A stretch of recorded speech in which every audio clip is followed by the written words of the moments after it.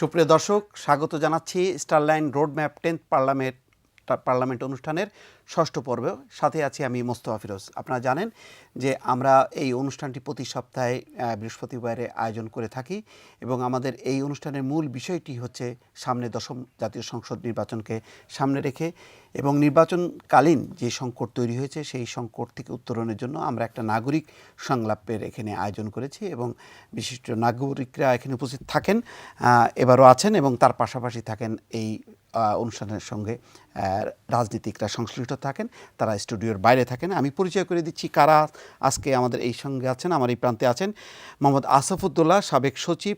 তার পাশে আছেন অধ্যাপক ডক্টর ইমতিয়াজ আহমেদ, তিনি ঢাকা বিশ্ববিদ্যালয় আন্তর্জাতিক সম্পর্ক বিভাগের শিক্ষক। আমার এই প্রান্তে আছেন মোফাজ্জল করিম, তিনি সাবেক সচিব ও রাষ্ট্রদূত, এবং তার পাশে আছেন অধ্যাপক আবুল কাশেম ফজলুল হক, তিনি বাংলা বিভাগ, ঢাকা বিশ্ববিদ্যালয়ের শিক্ষক। আপনাদের চারজনকেই স্বাগত জানাচ্ছি। দর্শক, এই সঙ্গে আমরা আমাদের স্টুডিওর বাইরে যারা আছেন, যার যার বাসভবন থেকে আছেন ডক্টর আব্দুর রাজ্জাক, খাদ্যমন্ত্রী, এবং আছেন বিএনপির চেয়ারপারসনের উপদেষ্টা ডক্টর ওসমান ফারুক। এবং একই সঙ্গে দর্শক আপনাদেরকে জানিয়ে রাখি, আমাদের এই অনুষ্ঠানে আমরা সবসময় তরুণ ভোটারদেরকে সঙ্গে রাখি। এবার আমাদের এই অনুষ্ঠানে যোগ দিচ্ছেন প্রকৌশল বিশ্ববিদ্যালয়ের ডিবেটিং ক্লাবের কয়েকজন সদস্য। তারা তরুণ ভোটার এবং তারা বিভিন্ন বিষয়, রাজনৈতিক বিষয় নিয়ে যে বিষয়ের উপরে আলোচনা হবে সেই বিষয়ের উপরে তারা প্রশ্ন করবেন এবং আমাদের প্যানেলে যারা আছেন তারা উত্তর দেবেন, এবং তার বাইরে দুজন বিশিষ্ট রাজনীতিক আছেন, তারাও এই সদস্যদের প্রশ্নের জবাব দেবেন। দর্শক, আমরা একটি গভীর সংকটের মধ্য দিয়ে যাচ্ছি। এখনও পর্যন্ত যে নির্বাচন নিয়ে যে সংকট, সেই সংকট সমাধানের কোনো লক্ষণ এখনও পর্যন্ত আমরা পাচ্ছি না। মাঝখানে টেলিফোন আলাপ নিয়ে একটি আশার আলো আমরা দেখতে পেয়েছিলাম, কিন্তু সেই টেলিফোন আলাপের বিষয়বস্তু যখন প্রকাশিত হলো তখন অনেকেই আমরা আসলে হতাশই হয়েছি। আবার অনেকে বলেছেন এটি ইতিবাচক দিক, ওনাদের মধ্যে ক্ষোভ ছিল, সেই ক্ষোভ বিক্ষোভগুলো প্রকাশিত হয়েছে। কিন্তু সেই ফোনালাপের পরে যে সংলাপে বসার যে বিষয়টি, সেই বিষয়টি না দেখতে পাওয়াতেই আসলে আমরা সত্যিকার অর্থে হতাশ হচ্ছি। এবং ফোনালাপে কে বিজয়ী হলো, কে পরাজিত হলো, কার বডি ল্যাঙ্গুয়েজ কেমন ছিল তা নিয়ে বিশ্লেষণ হচ্ছে। অর্থাৎ আমরা সংকট সমাধানের জন্য যেটি আমাদের প্রত্যাশা, সেই প্রত্যাশার ধারে কাছে আমরা যেতে পারছি না। তার প্রেক্ষিতে আমরা এই নাগরিক সংলাপ, এই সংলাপের মধ্য দিয়ে যারা আছেন বিশিষ্ট অতিথিরা, তারা নিশ্চয়ই পরীক্ষিত, তারা বস্তুনিষ্ঠ এবং নিরপেক্ষভাবেই আপনাদের কাছে সব বিষয়গুলো উপস্থাপন করবেন, কারণ তাদের কাছে অবশ্যই কোনো দলের রাজনীতির চেয়ে দেশের স্বার্থ, দেশের বিষয়গুলো, জাতীয় বিষয়গুলো তারা প্রাধান্য দেবেন, সেটি প্রত্যাশা। এবং তারা সবসময় বিভিন্ন অনুষ্ঠানে যাচ্ছেন এবং সেই বিষয়গুলোকেই সামনে তুলে আনছেন। আমি দেরি না করে আমরা শুরু করতে চাই এইভাবে যে আমরা সর্বশেষ রাজনৈতিক পরিস্থিতি যেই সংকটে ঘুরপাক খাচ্ছে সেটি দেখার জন্য আমরা দেখব যে আজকেই মাননীয় প্রধানমন্ত্রী একটি জনসভায় বক্তব্য রেখেছেন এবং বিরোধী দলের ভারপ্রাপ্ত মহাসচিব বক্তব্য রেখেছেন আরেকটি সমাবেশে। আমরা তাদের বক্তব্য দেখে আমরা আলোচনা শুরু করতে চাচ্ছি।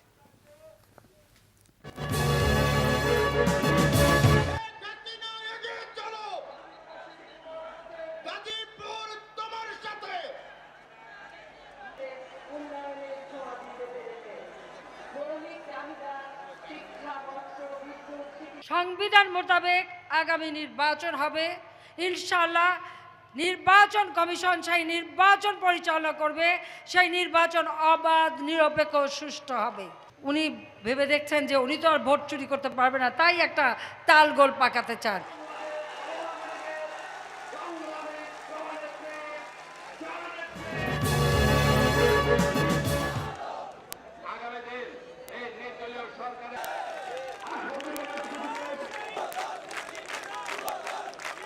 এই সরকার মুখে সমঝোতার কথা বলছে, সংলাপের কথা বলছে, কিন্তু তারা আসলে সমঝোতা চায় না, সংলাপও চায় না। এটা প্রথম থেকেই তারা বলে এসেছিল যে কিসের সংলাপ। এরপরে জনগণের চাপে তারা বাধ্য হয়ে যখন সংলাপের কথা বলেছে, তখন জনগণকে বিভ্রান্ত করবার জন্য তারা বিভিন্ন রকম নাটক করতে শুরু করে। 18 দলের বক্তব্য স্পষ্ট, এই দেশের 90% বেশি মানুষের দাবি তত্ত্বাবধায়ক সরকার নির্দলীয় সরকারের অধীনে নির্বাচন। দর্শক, আমাদের আজকের বিষয় ফোনালাপ সংলাপ সমঝোতা কোন পথে। স্যার, আপনাকে দিয়ে শুরু করতে চাচ্ছি। আপনি নিশ্চয়ই সর্বশেষ যেই আমাদের বিরোধী দল এবং সরকারি দল তাদের বক্তব্য দেখেছেন এবং যেই বিষয়টি নিয়ে আমরা আসলে ঘুরপাক খাচ্ছি সেই বিষয়ের আলোকে স্যার যদি একটু সংক্ষেপে বলেন। আমরা মোটামুটি সব কিছু শুনে আজকে আমরা যে অবস্থায় আছি, আমার মির্জা আসাদুল্লাহ খান গালিবের একটা শের মনে পড়ছে, बाजी चाहे अतफाल है दुनिया मेरे आगे, होता है हर रोज तमाशा मेरे आगे।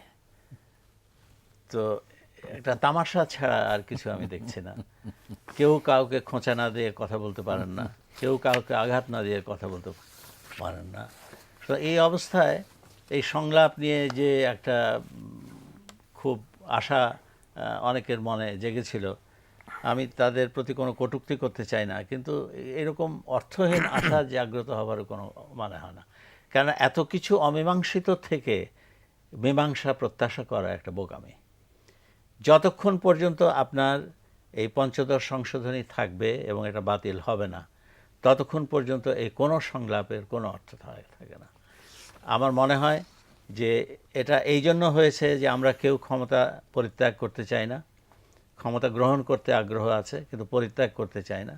আর ক্ষমতা পরিত্যাগ করার সময় যদি মনে হয় কোনো ক্রমে যে আমার পুনর্বার ক্ষমতায় আসবার পথ অত সহজ নাও হতে পারে, কি আমি হয়তো নাও ফিরে আসতে পারি ক্ষমতায়, সন্দেহ হলে আমরা এমন কিছু সৃষ্টি করব ধোঁয়া, যাতে মানুষ বিব্রত হয়ে যাবে, বিভ্রান্ত হয়ে যাবে এবং ইলেকশনটার আর ইলেকশন থাকবে না।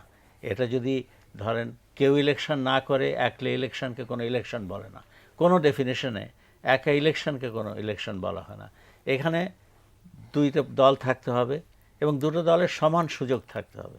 এক দল বুট পরে ফুটবল খেলবেন, আরেক দল খালি পায়ে খেলবেন, এইভাবে খেলা হয় না। তো সেই খেলাটা যাতে সমভাবে হয় সেই লেভেল প্লেয়িং ফিল্ডটা এনশিওর করতে হবে। আর এনশিওর করতে হবে যে ক্ষমতার অপব্যবহার করে ইলেকশনে কোনো ধরনের সুবিধা যেন কেউ আদায় না করতে পারে। এটা ইলেকশন কমিশনের দায়িত্ব। কিন্তু আমার কেন যেন মনে হয়, আমি ওদের খুব স্নেহ করি, যে আছে আমার সাথে কাজ করেছে একসাথে, কিন্তু আমার মনে হয় না যে ইলেকশন কমিশনের এই নির্বাচনের জন্য নাই প্রস্তুতি, নাই তাদের সেই বিচারবোধ, নাই সেই সাহস, নাই সেই প্রতীতি। সুতরাং এই ইলেকশন তারা কিভাবে করবেন জানি না। এইরকম মেরুদণ্ডহীন ইলেকশন কমিশন একটা নিশ্চিত করতে পারবেন ফিল্ড, লেভেল প্লেয়িং ফিল্ড, এটা আমার বিশ্বাস হয় না। আর যেভাবে কিছু লোক কথাবার্তা বলছেন, যেমন নাসিম সাহেব বলছেন যে কথা না শুনলে বাড়ি পাঠিয়ে দেবো, যেন এই সরকারি কর্মকর্তারা ওনার বাড়ির চাকর, তাদের উনি ইচ্ছা মতো বাড়িতে পাঠিয়ে দেবেন। কিন্তু স্যার, তার বিপরীতে তো আবার এটাও বলা হয়েছে যে 25 তারিখ থেকে আপনারা সরকারি কর্মকর্তারা কেউ সহযোগিতা করবেন না, এই কথাও তো সে তো বলতে পারে। তো আপনি একটা মনে রাখতে হবে যে বিরোধী দলের অনেক সুবিধা আছে কথা বলার ব্যাপারে, কেন তারা প্রতিবাদ করবেন, যেটা হচ্ছে এটা বিরুদ্ধে বলবেন। কিন্তু সরকারের হচ্ছে যেটা ব্যালেন্সড কথা বলতে হবে, কেননা আমি ক্ষমতায় আছি এবং আমার কাছে যতক্ষণ দায়িত্ব আছে এই দায়িত্ব আমাকে পরিশীলিতভাবে পালন করতে হবে। স্যার, আপনার কাছে আসি স্যার, তারপরে। হ্যাঁ, ধন্যবাদ। না, আমার মনে হয় আসাদুল্লাহ ভাই গালিবকে নিয়ে যখন শুরু করেছে, গালিব যদিও বাংলাকে নিয়ে হয়তো তামাশা শব্দটা ব্যবহার করেছে কিনা সেটা হয়তো চিন্তা ভাবনা আরও করতে হবে। তবে তামাশা বাংলার রাজনৈতিক অঙ্গনে সবসময় একটা বড় ভূমিকা পালন করেছে। তা আমি সেই হিসেবে ব্যতিক্রম করছি না, আমি কিছুটা আশা এখনও রাখছি, এই কারণে যেহেতু এখনও সময় আছে, যেই কথাবার্তা হচ্ছে এগুলো সব রাজনৈতিক ভাষা এবং এটা সবসময় ছিল। যেহেতু টেলিফোন পর্যন্ত এসেছে, এটা তো অনেকেই বলেছিল যে হবে না, এখানে চুলের উদাহরণ দেওয়া হয়েছিল, অনেক কিছু বলা হয়েছিল। হ্যাঁ, তো সেই হিসাবে যেহেতু ফোনালাপ শুরু হয়েছে, যেভাবেই হোক না কেন, সেটা বোঝা যাচ্ছে যে রাজনীতিবিদরা এই জিনিসটা স্পষ্টত যে তারা যদি একসাথে কাজ না করেন তাহলে বিকল্পটা এত ভয়ঙ্কর ব্যাপার, যেটা আগে একবার হয়েছে, একই ভুল তো বারবার রাজনীতিবিদরা জেনে শুনে করবে না, ওই এক্সপেরিয়েন্সটা যেহেতু আছে, যেটাকে আমরা ১-১১ বলছি, সেই অভিজ্ঞতার আলোকে এবার স্পষ্টত যে রাজনীতিবিদরা তারা হাতছাড়া হতে দেবেন না বিষয়টা।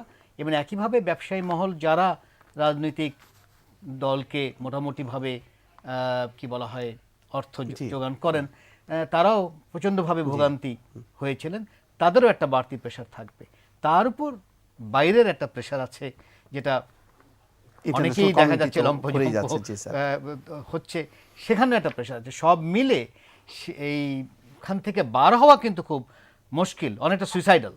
সেই জায়গায় আমি এখনো মনে করছি যে যা কিছু হচ্ছে এইভাবেই, এই তামাশার মধ্যেই কথাবার্তা হবে না, যাব না, করব না, তারপরে হয়তো একটা পথ বের হয়ে হবে, আসবে। যেটা আমরা মাঝে মাঝে বিয়ের অনুষ্ঠানেও আমরা এইভাবে একটা তামাশা দেখি। সেই হিসাবে আমি এখনো মনে করি যে সময় আছে, এখন দেখা দরকার যত তাড়াতাড়ি হবে। যে জিনিসটা খেয়াল রাখা দরকার, যে যেহেতু মানুষ মারা যাওয়া শুরু হয়েছে, জি জি, এই জিনিসটা দুঃখজনক আনএক্সেপ্টেবল জি, জি। আমি মনে করি, আচ্ছা, এবং এটার কিন্তু পরিণতি আরো ভয়ঙ্কর হতে পারে। জি এই জিনিসটা খেয়াল রাখা দরকার, কারণ হচ্ছে যা এখন হয়তো আমরা খালি গুনছি, কিন্তু মানুষ মারার বিষয়টা এমন একটা রাজনৈতিক কর্মকাণ্ডের মধ্যে যদি মানুষ মারাটা যদি এইভাবে এক ধরনের সহজ জিনিস হয়ে যায়, তখন জি স্যার। আরো ভয়ঙ্কর বিষয় মাল্টিপ্লায়ার এফেক্ট মাল্টিপ্লায়ার এফেক্ট হবে। স্যার সবগুলি মিলাই স্যার, যেই এটা যে মানে আমরা তো সংলাপের সম্ভাবনা দেখলামই না, বরং হরতাল হলো এবং স্যার বললেন যে 20 জন প্রায় 16-17 জন মারা গেল। তো এরপরেও কি যে উনি একটু মানে কিঞ্চিত সম্ভাবনা দেখছেন, আপনি একটু যদি মূল্যায়ন করেন এইসব প্রেক্ষাপটকে সামনে রেখে। ধন্যবাদ। তো আমি উনি তো খালি বললেন যে মানুষ মরতে শুরু করেছে, আরেকটা মৃত্যু যে বহুদিন ধরে চলে আসছে এবং মরতে মরতে সেই বিষয়টি বা সেই বস্তুটি পচে ঢোল হয়ে যাচ্ছে, সেটা হচ্ছে এই দেশের অর্থনীতি। এই জন্যে কেউ চোখের পানি ফেলার নাই, মানুষের জন্য আছে। আচ্ছা, ভালো কথা। আমার বক্তব্য বলার আগে আমি আপনাকে চমকে দেওয়ার মতো একটা কথা স্মরণ করিয়ে দিতে চাই খুব বিনয়ের সঙ্গে। সেটা হচ্ছে, আপনি যে আমাকে আগামী পরশুদিন দুপুরবেলা ওই শেরাটন হোটেলে দাওয়াত দিয়েছিলেন, আমি দুঃখিত আমি সেদিন আসতে পারছি না। আপনি প্লিজ এই ডেটটা চেঞ্জ করে অন্য যে কোনো দিন বলেন, আমি আসবো। এটা আমি আপনাকে বলে রাখলাম। আমি জানি না আপনার সাথে আপনার প্রতিক্রিয়াটা কি, আমি জানি না। খুব অস্বাভাবিক, আমি অস্বাভাবিক কথা কিছু বলেছি কি? কেউ যদি কাউকে দাওয়াত দেয়, এই ফোনালাপের যখন প্রসঙ্গটা আসলোই আর কি, আমি একটা জিনিস বুঝতে পারি না সত্যি, এটাতে তো জেদ করার কি আছে? তো জেদ করার কি আছে? কথা বলবো দুইজনে বসে, এবং 16 কোটি মানুষের ভাগ্য আমাদের হাতের মুঠোয়। এখানে তো জেদাদি তো কিছু দেখি না আমার কাছে। আমরা কিন্তু ফোনালাপে এরকম একটা শব্দ শুনলাম যে আসেন আমরা দুজন মিলে মাঝে মাঝে এই ধরনের বিদ্যুৎ চমকের মতো এই সমস্ত ভালো ভালো কথাবার্তা কিছু আসে, কিন্তু তারপরে আবার মিলিয়ে যায়। কথাগুলো সুবাস ছড়িয়েছে বটে, কিন্তু তারপরে আবার ওই দেখলাম আর কি মেঘগর্জন ইত্যাদি। সবচেয়ে বড় কথা হচ্ছে, আমি বলবো যেটা, যে আমরা কেন ভুলে যাই আমরা যে অবস্থানে এখন আছি। যেমন আমি আমার বয়সের দিক থেকে, আমার অন্য কোনো অবস্থান নাই, একটা বয়স আমার হয়েছে, এই দাড়ি টাড়িও হয়ে গেছে। স্যার আমার মুরব্বী, তারও বয়স হয়েছে, বা ইমতিয়াজও কম না, দাড়ির দিক থেকে ইমতিয়াজও বেশ সিনিয়র। তো বা হক ভাই তো অনেক পুরানো মানুষ। কিন্তু প্রশ্ন হচ্ছে, আমাদের একটা জিনিস ভুলে গেলে চলবে না তো, যে এই বয়সে এই অবস্থানে থেকে শিষ্টাচার বর্জন করলে চলবে না। কারণ তাহলে দেশের লোক আমাদের সম্বন্ধে কি ভাববে? জি স্যার, অবশ্যই। আমি এই শব্দটা ব্যবহার করতে চাই না। আমাদের যদি দূর দূর ছিছি করে, তাহলে কি অবাক হওয়ার কিছু থাকবে? ওয়ান। অ্যান্ড সেকেন্ডলি, আমরা কাদের জন্য উদাহরণ সৃষ্টি করে যাচ্ছি? কতগুলো বাজে উদাহরণ, এত বিশ্রী উদাহরণ আমাদের রাজনীতিতে চলে আসতেছে। কারণ আমি আজকে এই চেয়ারে আছি ফিরোজ, কালকে আমি তো আর থাকবো না, কারণ আমার বয়স হবে, আমি পৃথিবী থেকে চলে যাব। আরেকজন তরুণ কেউ এসে এখানে বসবে, তরুণতর কেউ এসে বসতে পারে, সে তো আমাকে অনুসরণ করবে, কারণ এই শিক্ষায় সে পেয়ে আসছে। আর আমার বিপরীতে যে থাকবে, সেও তার ওস্তাদের কাছ থেকে যে শিক্ষা পেয়েছে সেটাই চালাতে থাকবে। আমরা এই জিনিসগুলো ভুলে গিয়ে অত্যন্ত ক্ষতি করছি। এবং আমি মনে করি এখনো সময় আছে জাতিকে বাঁচাতে। যদি আপনাদের মনের মধ্যে বিন্দুমাত্র যদি ভালোবাসা থাকে, প্রেম থাকে, মায়া মমতা থাকে এই জাতির জন্য, এই দেশের মানুষের জন্য, প্লিজ ফর হেভেন সেক নিজেদের ইগোটা বাদ দিয়ে ইগোটা বাদ দিয়ে নিজেদের ওই যে অহংটা বর্জন করে প্লিজ আসুন, এবং আমি নিশ্চিত you are capable of coming to an agreement, because in the past you have proved it. Ershad বিরোধী আন্দোলনের সময় আমরা দেখি নাই আপনারা দুইজন ঐক্যবদ্ধ হয়েছিলেন বলে এরশাদ এত শক্তিশালী ব্যক্তি, এত ধনাঢ্য ব্যক্তি ইত্যাদি হওয়া সত্ত্বেও কিছু করতে পারে নাই। সেই জন্য জাতির প্রত্যাশা যেটা, সেই প্রত্যাশা পূরণ করুন। স্যার এবার আপনার কাছে আসি, তারপরে আমরা একটু রাজনীতিকদের কাছে যাবো, তারা অপেক্ষা করছেন অনেকক্ষণ ধরে। জি স্যার। আসলে তো মানে যে প্রশ্ন আমাদের সামনে, যে সমস্যা, সেটা অত্যন্ত জটিল। মানুষের কিছু কিছু আকাঙ্ক্ষা আছে যেগুলো কখনো পূর্ণ হয় না, এবং কিছুটা পেলে আরও পেতে ইচ্ছা করে।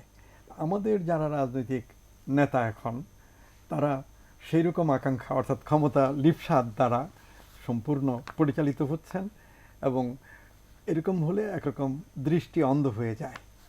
লোকে বলে যে কাণ্ডজ্ঞান হারিয়ে ফেলে। আমাদের যারা সর্বোচ্চ পর্যায়ের নেত্রী, তাদের সেরকম কাণ্ডজ্ঞান হারা অবস্থা। এই যেমন একটু আগে আমরা টেলিভিশনে দেখলাম, আজকেরই খবর, ওই যে গাজীপুরে সভা হলো, সেখানে প্রধানমন্ত্রী তার প্রতিপক্ষ নেত্রীকে চুরি করতে পারবেন না, সেই জন্য তিনি এই দাবি তুলছেন। এই যে চুরি করতে পারবেন না, এই ধরনের শব্দ ব্যবহারের দ্বারাই আমাদের যারা নেতৃত্বের পর্যায়ে, শীর্ষ পর্যায়ে আছেন, তারা রাজনীতির পরিবেশ নষ্ট করে দিয়ে ব্যাপারটাকে একটা নগ্ন ক্ষমতার লড়াইয়ে পর্যবসিত করেন। আজকে চিন্তা করেন, গত ৩০ বছরের অভিজ্ঞতা পেছনে রেখে, যে আমাদের যারা নেতা নেত্রী, তাদের মনের মধ্যে কি আছে সেটা বলা যাবে না, কিন্তু গত ৩০ বছরের অভিজ্ঞতায় দেখা যায় তারা ক্ষমতা উপভোগ করতে চান, অন্যের উপরে, অন্যের ঘাড়ে হাত রেখে খুব আনন্দ পান, অন্যকে চাপে রেখে খুব আনন্দ পান। তারা বিপুল সম্পত্তি করতে চান, এবং এই সম্পত্তি লিপ্সার কোনো শেষ নেই। একেবারে ইউনিয়ন পরিষদ থেকে আরম্ভ করে মন্ত্রী পরিষদ পর্যন্ত যদি সরকারি পুরা স্ট্রাকচারটা দেখবেন, তাহলে সেখানে দেখবেন যে একদিকে নগ্ন ক্ষমতা লিপ্সা, আরেকদিকে নগ্ন সম্পত্তি লিপ্সা। যারা আমাদের মানে প্রধান রাজনৈতিক দলের নেতা, তাদের ড্রাইভিং ফোর্স এই দুটো ব্যাপার, অন্যের ঘাড়ে হাত রাখা, অন্যের উপরে কর্তৃত্ব করা, এই আনন্দটুকু ভোগ করা, এবং সম্পত্তি কত বেশি এবং আরও কত বেশি করা যায়। এই ক্ষমতা লিপ্সার মধ্যেও কোনো লিমিট নেই, সম্পত্তি লিপ্সার মধ্যেও কোনো লিমিট, এবং সংকটটা এই কারণে আজকে নির্বাচন নিয়ে যে সংকটটা হচ্ছে, এবং সংকট সমাধানের কোনো উপায় দেখা যাচ্ছে না, অন্তত আমাদের দেশের ভেতরকার রাজনৈতিক মহল থেকে। জি স্যার, একটু আসি, আমরা একটু বাইরে যাব। দর্শক, আমরা একটু যাচ্ছি ডক্টর আব্দুর রাজ্জাক, খাদ্যমন্ত্রী। রাজ্জাক ভাই, আপনি আমাকে শুনতে পাচ্ছেন? হ্যাঁ, শুনতে পাচ্ছি। আচ্ছা, যেই আলোচনাটা নিশ্চয়ই আপনি জি জি শুনতে পাচ্ছি, আপনি নিশ্চয়ই আলোচনা শুনেছেন আমাদের 4 জন বিশিষ্ট নাগরিকের। আমি সেই সাথে, আপনি তো বিশ্লেষণ করবেনই, আমার একটা প্রশ্ন যে আমরা একটা প্রত্যাশিত ফলালাপে আমরা মানে আশাবাদী হয়েছিলাম, তারপরে বিষয়বস্তু শুনে আমরা হতাশ হয়েছি, কিন্তু যেটি হয়েছে যে তারপরে আমরা একটা হরতাল দেখলাম, এবং সেখানে প্রায় 15-16 জনের মৃত্যু দেখলাম, এবং আরও একটি হরতালের সম্ভাবনা আমরা আশঙ্কা করছি যে হবে। তো যেটি সংলাপ যেখানে থেমে গেল, আরেকটি হরতাল আসার আগেই কি আপনারা একটা উদ্যোগ নেবেন কিনা? কারণ সবাই কিন্তু বলছে যে এখানে সরকারি দলের উদ্যোগটাই প্রধান, কারণ এখন স্টিয়ারিং যেহেতু সরকারি দলের হাতে। তো এই বিষয়টি যদি আপনি একটু জবাব দেন। আপনাকে আন্তরিকভাবে ধন্যবাদ। আমি আগে কোনোদিন আপনার সাথে এই ধরনের অনুষ্ঠানে আসি নাই। আমি বাংলা ভিশনে অনেক সময় গিয়েছি ডায়ালগ টক শো করতে। শুরুতেই আমি আজকে আমাদের যে ক্রিকেট টিম যে অসাধারণ একটা সাফল্য অর্জন করেছে, পরপর 2টি বিজয়, সারা জাতিকেই আমার মনে হয় খুবই উৎসাহিত করেছে, সবাই উচ্ছ্বসিত। আমি সকলের আমাদের যারা আগে আলোচনা করেছেন সকলের, আমি নিশ্চয়ই ওনারাও খুব খুশি। জি, আমরা সবাই খুশি, এবং আমরা প্রত্যাশা করি যে তরুণরা যে জয় উপহার দিয়েছে, প্রবীণ রাজনীতিকরা সেই জয় উপহার দেবে রাজনৈতিক সংকট উত্তরণের ক্ষেত্রে। Well said. না, ভালো। সেই আমরাও যখন রাজনীতিবিদরাও আমরা খেলি। জি, এখন সেই খেলায় কি পর্যায়ে আছে? আমরা যদি ভালো করি তাহলে জাতি বিজয়ী হবে। জি, অবশ্যই। জানি না আমি কোথায় শুরু করব। যারা এখানে আলোচনা অংশগ্রহণ করেছে সবাই মনে হয় আমার চেয়ে বয়সে একটু বেশি হবেন, অনেকেই শিক্ষক তুল্য, তাদের কর্মজীবনে পেশা জীবনে সবাই খুবই সফল। এবং তাদের আলোচনার ধারাও প্রায় একই, তাদের অনুভূতিও প্রায় মনে হয় একই রকম। তা আমি শুরু করি জনাব আসাদুল্লাহ।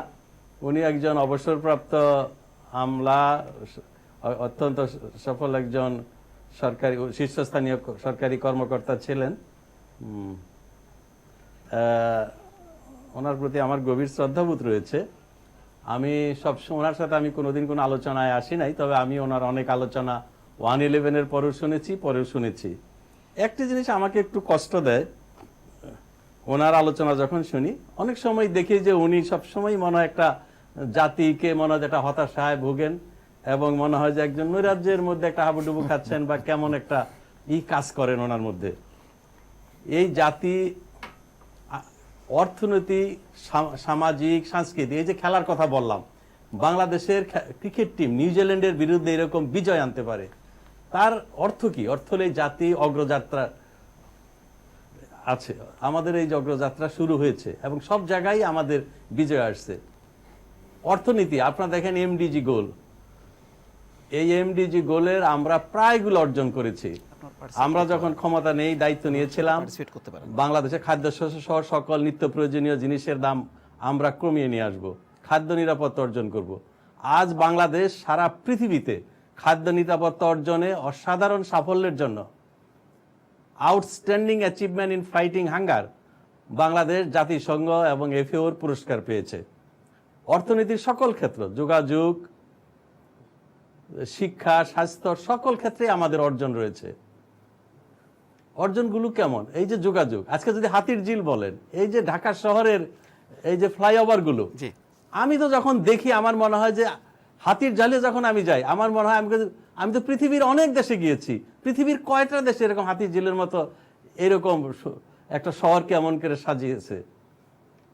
আমাদের বাংলাদেশে এই যে ফ্লাইওভার গুলো দেখলে রাজীব ভাই, আসলে উন্নয়ন অনেক কাজ হয়েছে। আমি এই জিনিসগুলো এই জন্যই বলছি যে এত হতাশার মধ্যে আমরা যদি আমাদের যারা মুরব্বী, আমাদের যারা আছে, তাদের কাছ থেকে আমরা কিছুটা দিক নির্দেশনা পাবো, আমাদেরকে উৎসাহিত করবেন।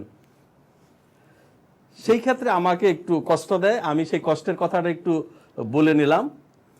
তারপরে নির্বাচনের আমরা সবাই চাই যে দেশে একটা সুষ্ঠু, সুন্দর, অবাধ নির্বাচন হওয়া দরকার। আমরা কি তত্ত্বাবধায়ক সরকার চাই, না আমরা চাই একটা নিরপেক্ষ, অবাধ, সুষ্ঠু নির্বাচন, যে নির্বাচনে সবাই অংশগ্রহণ করবে? এই তত্ত্বাবধায়ক সরকারে আমাদের অভিজ্ঞতা কি? 96 যখন প্রথম শুরু হয়েছে, আমরা দেখলাম যে এই সাভার থেকে বিভিন্ন ক্যান্টনমেন্ট থেকে ট্যাঙ্ক বেরিয়ে আসলো, এবং সেটি মোকাবেলা করার জন্য বিচারপতি হাবিবুর রহমান সাহেবের মতো ব্যক্তিত্ব ছিল বলেই উনি সেটি কিন্তু মোকাবেলা করতে পেরেছিলেন। সেদিনই কিন্তু অঙ্কুরেই কিন্তু এটা বিনষ্ট হতে পারত। এটি আমাদের অভিজ্ঞতা। সেই নির্বাচনে আওয়ামী লীগ জননেত্রী শেখ হাসিনা নেতৃত্বে ক্ষমতা দায়িত্ব পায় এবং সরকার গঠন করে। 5 বছর সফলভাবে দেশ চালিয়ে অত্যন্ত শান্তিপূর্ণভাবে 2001 সালে ক্ষমতা বিএনপি জোট সরকারের হাতে ছেড়ে দিয়েছিল। সেই নির্বাচন নিয়ে আমাদের অনেক অভিযোগ রয়েছে। আমি যদি উদাহরণ দিই, আমি এই যারা অংশগ্রহণ করেছে তাদের, আমার নির্বাচনী এলাকায় আমি 47,000 ভোটের ব্যবধানে জিতেছিলাম।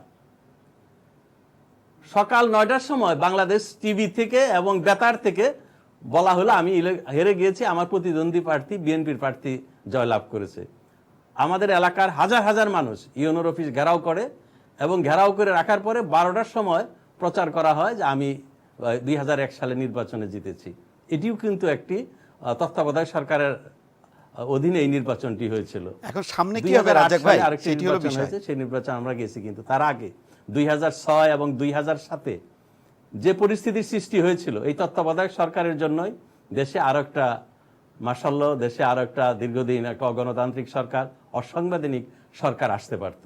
আজকে আমরা যে বলছি, যে কেন বলছি, অতীতের তিক্ত অভিজ্ঞতার আলোকে আমরা বলছি যে পৃথিবীর অন্যান্য দেশে, পার্শ্ববর্তী দেশ ভারত, সে ভারত তো আর আজকে এই অবস্থায় এসছে। আমরা বলি ভারতে গণতন্ত্র ইনস্টিটিউশনাল পেয়েছে, এই যে প্রাতিষ্ঠানিক রূপ পেয়েছে, এর একটা রুটস ইনস্টিটিউশন ডেভেলপ করেছে। কিন্তু আমার প্রশ্ন হলো যদি 20 বছর আগে চিন্তা করেন, 30 বছর আগে, 40 বছর আগে, তখন কি ভারতের গণতন্ত্র এই পর্যায়ে এত বিকশিত ছিল?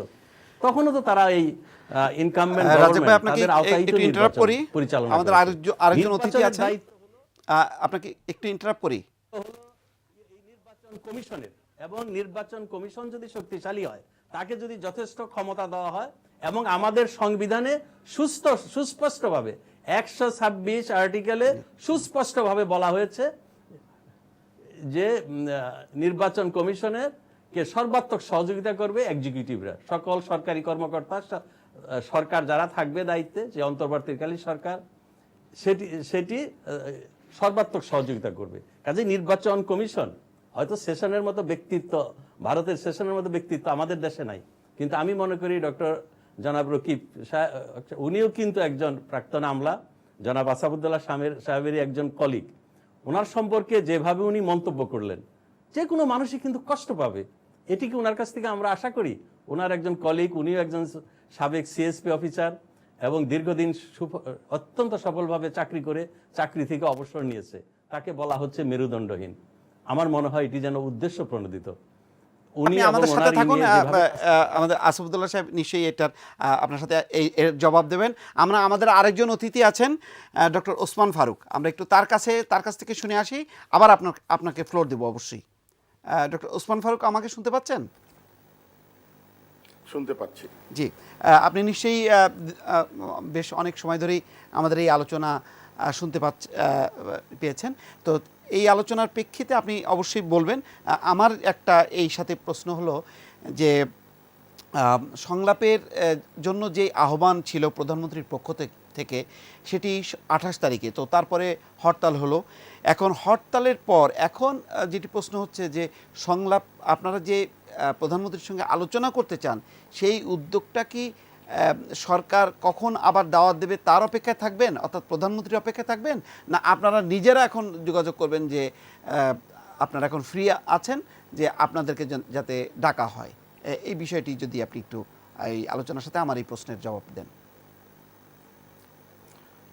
ধন্যবাদ। এত আশা নিরাশার মাঝখানে, হতাশার মাঝখানেও আজকে যে সুসংবাদটি আমরা পেলাম ক্রিকেট খেলার মাঠে, যা আমার অত্যন্ত সুপ্রিয় ছাত্র ডক্টর রাজ্জাক মেনশন করেছে, আমি সেই সুবাদে বাংলাদেশ ক্রিকেট দলকে অভিনন্দন জানাচ্ছি। আরও অভিনন্দন জানাচ্ছি যে সহস্র সহস্র দর্শক যারা তাদেরকে উৎসাহিত করেছিল। আজকে প্রারম্ভিক বক্তব্যে রাজনীতিবিদদের ক্ষমতা লিপ্সু বলা হয়েছে, অর্থ লিপ্সু বলা হয়েছে, অনেক কিছু বলা হয়েছে। আমরা সবসময় লক্ষ্য করি যে এই রাজনীতিবিদদের উপরেই এইগুলো আনা হয়। সমাজের অন্যান্য স্তরে যারা রয়েছে, বিভিন্ন পেশাতে যারা রয়েছে, তারাও তো ক্ষমতা লিপ্সু, তাদের নিজ বলয়ে, তারাও তো অর্থ লিপ্সু। কাজেই শুধু রাজনীতিবিদদের বলা যে তারা ক্ষমতা লিপ্সু, অর্থ লিপ্সু, তাই তারা রাজনীতিকে কলুষিত করে, এটি ঠিক নয়। রাজনীতিবিদদেরও বৃহত্তর যে সমাজ, সেই সমাজের এই অংশ, সেই হিসাবে বৃহত্তর সমাজে যে সমস্ত দ্রষ্টুটি রয়েছে সেগুলো থেকে তারা মুক্ত নন।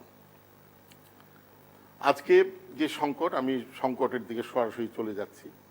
এই সংকটটি সৃষ্টি হয়েছে এই বর্তমান সরকারের একটি পদক্ষেপের জন্য, যা হলো পঞ্চদশ সংশোধনী। এই সংশোধনীটি আমরা সবাই জানি, আপনারা, আমি ইতিহাসে যেতে চাই না কেমনভাবে করা হলো। আমি শুধু বলবো যে এই সংশোধনীর ব্যাপারে যে একটি কমিটি করা হয়েছিল সংসদ সদস্যদের নিয়ে, সেই কমিটির যে সুপারিশ ছিল, সেই সুপারিশের বৈপরীত্যে কিন্তু এই সংশোধনীটি হয়েছে। অ্যামিকাস কিউরি যারা ছিল, তারা যা বলেছিল, স্টেরিও বিপরীতে এই সংশোধনীটি হয়েছে। এবং যে সংক্ষিপ্ত রায়ের ভিত্তিতে এই সংশোধনী হয়েছিল, সেখানে পর্যন্ত বলা হয়েছিল যে আগামী দুটো নির্বাচন তত্ত্বাবধায়ক সরকারের অধীনে হতে পারে। কাজে এই সময় এই সরকারের এই সংশোধনী করার আমি কোনো যৌক্তিকতা দেখি না। শুধু একটি যৌক্তিকতাই দেখি, তারা সংশোধনীটি এমনভাবে করেছে যে ক্ষমতাসীন দল বা ক্ষমতাসীন সরকার তারা কখনো ক্ষমতাচ্যুত হবে না। ওয়েস্টমিনিস্টার এবং বিভিন্ন জায়গার বিভিন্ন তুলনা দেওয়া হয়, ভারতবর্ষের তুলনা দেওয়া হয়েছে। ভারতবর্ষের গণতন্ত্র এবং গণতন্ত্রের যে নিয়ামক যে প্রতিষ্ঠানগুলো রয়েছে সেগুলো কিন্তু আমাদের চেয়ে আরও অনেক পরিপক্ক, এবং আমরা এই পরিপক্কতা লাভ করতে পারিনি বলেই 1993-94 সনে আওয়ামী লীগ জামাতে ইসলামকে সাথে করে তত্ত্বাবধায়ক সরকারের জন্য আন্দোলন করেছিল, এবং তখন তত্ত্বাবধায়ক সরকার হয়েছিল। এবং স্বাধীনতার পরে যে 9টি নির্বাচন হয়েছে তার মাঝে 5টি হয়েছে দলীয় সরকারের অধীনে এবং আর 4টি হয়েছে তত্ত্বাবধায়ক সরকারের অধীনে। আজকে একটি প্রশ্ন উঠেছে যে তত্ত্বাবধায়ক সরকার হবে কিনা। মূল কথা হলো আমাদের যে কারণে আজকে এই সংকট হয়েছে, আমরা বিএনপি এবং 18 দলীয় জোট মনে করি যে এই দেশে সুষ্ঠু নির্বাচনের জন্য একটি দল নিরপেক্ষ সরকারের প্রয়োজন রয়েছে। বর্তমান সংবিধানে যে ব্যবস্থা হয়েছে সেটি একটি একদলীয় সরকারের অধীনে নির্বাচনের ব্যবস্থা, যদিও বলছে সর্বদলীয়, কিন্তু সংশোধনীতে কিন্তু সেই সর্বদলীয় কথা বলা হয়নি। কাজে যখন সর্বদলীয় কথা বলা হচ্ছে সেটিও কিন্তু সংসদে যা বলা হয়েছে তার স্পিরিটের এগেনস্টে রয়েছে বলে আমরা মনে করি। কাজে আজকে এই বিতর্কের অবতারণা এবং এই সংকটের অবতারণা করা হয়েছে এই সরকারের একটি অবিবেচনা প্রসূত একটি যে সংশোধনী করা হয়েছে। এখন সংবিধান জনগণের জন্যে না জনগণ সংবিধানের জন্য, আজকে সেই প্রশ্নটি সবচেয়ে বেশি বড় হয়ে যায়। সংবিধানের আওতায় সমাধানের কথা বলা হচ্ছে বিভিন্ন মহল থেকে, সেটির মানে সম্ভাবনা কতটুকু দেখছেন আপনারা? আপনার প্রশ্নটি আবার বলুন। সংবিধানের আওতায়, যেটি মাননীয় বিরোধী দলীয় নেত্রী একটি ইঙ্গিত দিয়েছেন যে বর্তমান সংবিধানের আওতায় একটা সমাধানের যেটি আপনাদের প্রস্তাব সেটিও মানে করা সম্ভব। সেই জন্যই তো সংলাপের প্রয়োজন ছিল। সংবিধানের আওতায় করা যাবে কিনা আমি জানি না। যদি আমরা নির্দলীয় একটি সরকার, নির্বাচনকালীন সরকার ব্যবস্থা, তত্ত্বাবধায়ক সরকার বলতে চাই না, নির্বাচনকালীন একটি সরকার যেটি নির্দলীয় থাকবে, সেটি যদি ব্যবস্থা করা যায় এই সংবিধানের মাঝখান দিয়ে, তাহলে সেটি গ্রহণযোগ্য হবে। কিন্তু মূল কথা হলো একটি নির্দলীয় নিরপেক্ষ নির্বাচনকালীন সরকারের প্রয়োজন রয়েছে। বর্তমানে যে সংবিধানে যে ব্যবস্থা রয়েছে সেই ব্যবস্থা অনুযায়ী নির্দলীয় সরকারের কোনো সম্ভাবনা নেই, কেননা সেখানে বলাই রয়েছে যে সরকার যে দল ক্ষমতায় থাকবে সেই সরকারই নির্বাচনকালীন থাকবে, সংসদ সদস্য থাকবে, ইত্যাদি ইত্যাদি। আজকে আচরণবিধির কথা বলা হচ্ছে, আচরণবিধি যেভাবে পরিবর্তন করা হয়েছে সেটিও কিন্তু একটি উদ্দেশ্য প্রণোদিতভাবে আচরণবিধি পরিবর্তন করা হয়েছে, এবং সেটি আমি আর বিস্তৃত যেতে চাই না। আপনারা জানেন সেটি একটি নির্দিষ্ট উদ্দেশ্য নিয়ে একটি নির্দিষ্ট রাজনৈতিক দলের, সরকারি দলের একটি উদ্দেশ্য সফলের জন্য আজকে কিন্তু এই আরপিও করা হয়েছে। কাজে আজকে নির্বাচন কমিশনের কথা হয়েছে, তাদের মেরুদণ্ড আছে কি নাই সেটা তো শারীরিক বিষয় নয়, তাদের যে কার্যকলাপ রয়েছে তাতে মনে হচ্ছে তারা সরকারের আজ্ঞাবহ হিসাবে কাজ করে যাচ্ছে। কাজে এই ক্ষেত্রে এটি যে শুধু একটি নির্বাচনকালীন সরকারের প্রশ্ন তা নয়, অন্যান্য যে সংগঠনগুলো রয়েছে, যে কনস্টিটিউশনাল স্ট্যাটিউটারি বডিগুলো রয়েছে, নির্বাচন কমিশন রয়েছে, প্রশাসন রয়েছে, পুলিশ প্রশাসন রয়েছে, এগুলো সবার নিরপেক্ষতা আজকে প্রশ্নবিদ্ধ হয়েছে। আমার প্রশ্ন ছিল যে আপনারা সংলাপে তো যেতে চান, এবং যেহেতু সংবিধান সংশোধনের মতন একটা গুরুত্বপূর্ণ বিষয় আছে এবং সংসদ অধিবেশন আর কতদিন চলবে আমরাও ঠিক মতো জানি না, হয়তো বেশি দিন না, সেই কারণে আলোচনার যে প্রয়োজন আছে সেই আলোচনার বিষয়টি তো একটি জায়গায় থেমে গেল, অর্থাৎ 28 তারিখে যেই তারিখটা ছিল এর পরে আপনারা যেতে চেয়েছিলেন। তো এখন আপনাদের পক্ষ থেকে সেই সময়টা আপনারা কি চাচ্ছেন কি না, নাকি আপনারা অপেক্ষায় আছেন যে প্রধানমন্ত্রীর পক্ষ থেকে আবার কখন ডাক আসবে? দেখুন, যেভাবে আলোচনার সূত্রপাত করা হয়েছে, মহাসচিবের পক্ষ থেকে একটি চিঠি দেওয়া হয়েছিল, সেই চিঠির একটি লিখিত জবাব আসা প্রয়োজন ছিল, এবং সেই জবাবে বলা উচিত ছিল কোথায় কখন আলোচনা হবে, কি বিষয়ে আলোচনা হবে। হঠাৎ ফোন করবেন এবং ফোন করার পরে প্রথমেই অভিযোগ করবেন যে সারাদিন ফোনে চেষ্টা করেছে আপনি ধরেননি, সেটি আলোচনার একটি প্রেক্ষাপট রচিত হয় না, পরিবেশও রচিত হয় না। এছাড়াও আলোচনা বা সংলাপের আগে বিভিন্ন মন্ত্রী মহোদয়গণ এবং অন্যান্য সরকারের বিজ্ঞ ব্যক্তিগণ, অনির্বাচিত উপদেষ্টাগণ যেরকমভাবে বক্তব্য রেখে যাচ্ছেন, তাতে কোনো আলোচনার পরিবেশ সৃষ্টি হয় না। আমরা সবসময় চাই, বিএনপি সবসময় চায় আলোচনার একটি সূত্রপাত করা হোক। সেই সূত্রেই কিন্তু মহাসচিব চিঠি দিয়েছিলেন, ভারপ্রাপ্ত মহাসচিব চিঠি দিয়েছিলেন। সেটির জবাব লাল টেলিফোনে নয়, সেটির জবাব আরও স্ট্রাকচার্ডভাবে আসার প্রয়োজন ছিল বলে আমি মনে করি। সেটি কি খাওয়ার দাওয়াতের প্রশ্ন নয়, সেটি একটি সৌজন্য।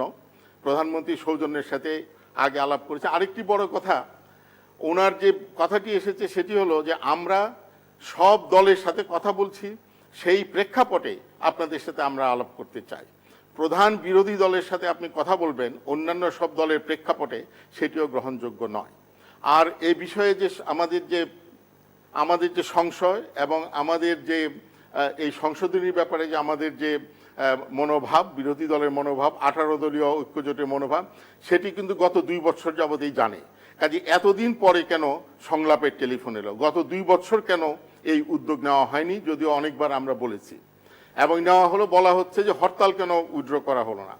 যেদিন সোহরাওয়ার্দী উদ্যানে যেদিন জনসভা হলো, তারপরে সাথে সাথে প্রয়োজন ছিল, সেদিন সন্ধ্যায় প্রয়োজন ছিল বলা যে আপনি একটি আলটিমেটাম দিয়েছেন, আসুন আমরা আলোচনায় বসি।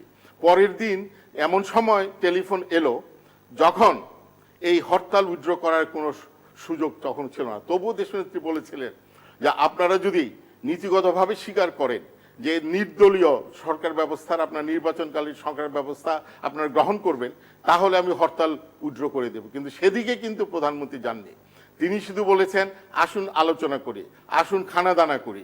খানাদানার জন্য কিন্তু কেউ উৎকণ্ঠিত হয়েছিল না। কিন্তু আজকে দেশের যে সংকট, এই সংকটের জন্য অত্যন্ত স্ট্রাকচার্ডভাবে আলোচনা করতে হবে। আলোচনার বিষয়বস্তু কি হবে সেই বিষয়ে আগে থাকতে পূর্ব নির্ধারিত করতে হবে, এবং সেই হিসাবে স্থান, কাল, পাত্র নির্বাচিত করতে হবে। আপনার সাথে যত ইচ্ছা নিয়ে আসেন, রাত্রে আহার খাবেন, এটি কিন্তু এই জাতীয় আলোচনার সূত্রপাতের জন্য একটি ভালো পরিবেশ বলে আমরা মনে করি। আপনাকে একটি প্রশ্ন করতে চাচ্ছেন ঠিক প্রশ্ন নয়, আমার মানে বোঝার বোধহয় একটু কমতি আছে, একটু যদি জিনিসটা পরিষ্কার করার জন্য। আপনি কিন্তু বারবার জানতে চাচ্ছিলেন যে বিএনপি কি তাহলে নিজে থেকে আবার একটা ডেট দিবে কিনা, বা নিজে থেকে বলবে কিনা আমরা অমুক দিন আসতে চাই, ইত্যাদি ইত্যাদি, যেটা বোধহয় স্পষ্ট হয়নি জনাব ফারুকের কথা থেকে।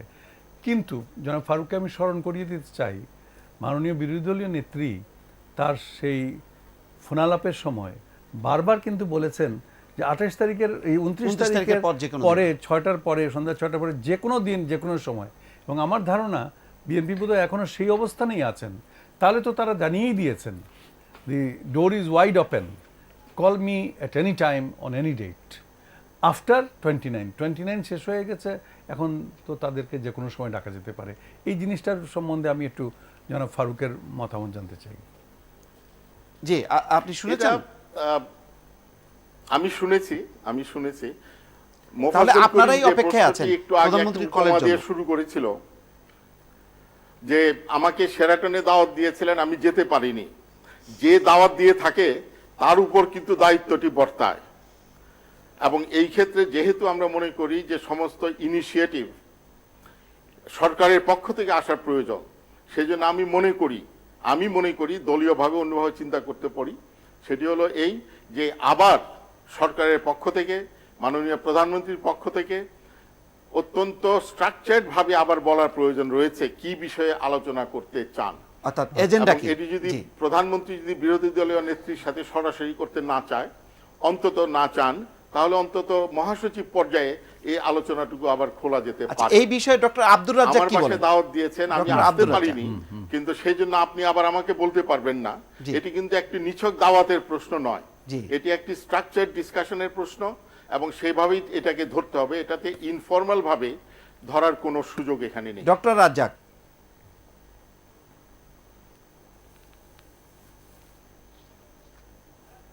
জি, আলোচনার আগে যে বিষয়গুলো নিয়ে একটু জটিলতা হয়েছে, যে উনি রেড টেলিফোনে করেছিলেন, সেইটুকু আমরা ভুলে যাই যে রেড টেলিফোনে ওনার, সাধারণত আমরা যাদের রেড টেলিফোন আছে, মন্ত্রী বা অন্যান্য যারা সাংবিধানিক পদে আছেন, তাদের সবারই রেড টেলিফোন আছে। রেড টেলিফোনটা আমরা ব্যবহার করি, মনে করি এটা আরো সেফ, কথা বলার জন্য সহজ। তো সেটি যখন কাজ করে নাই, সেটি উল্লেখ করা হয়েছে।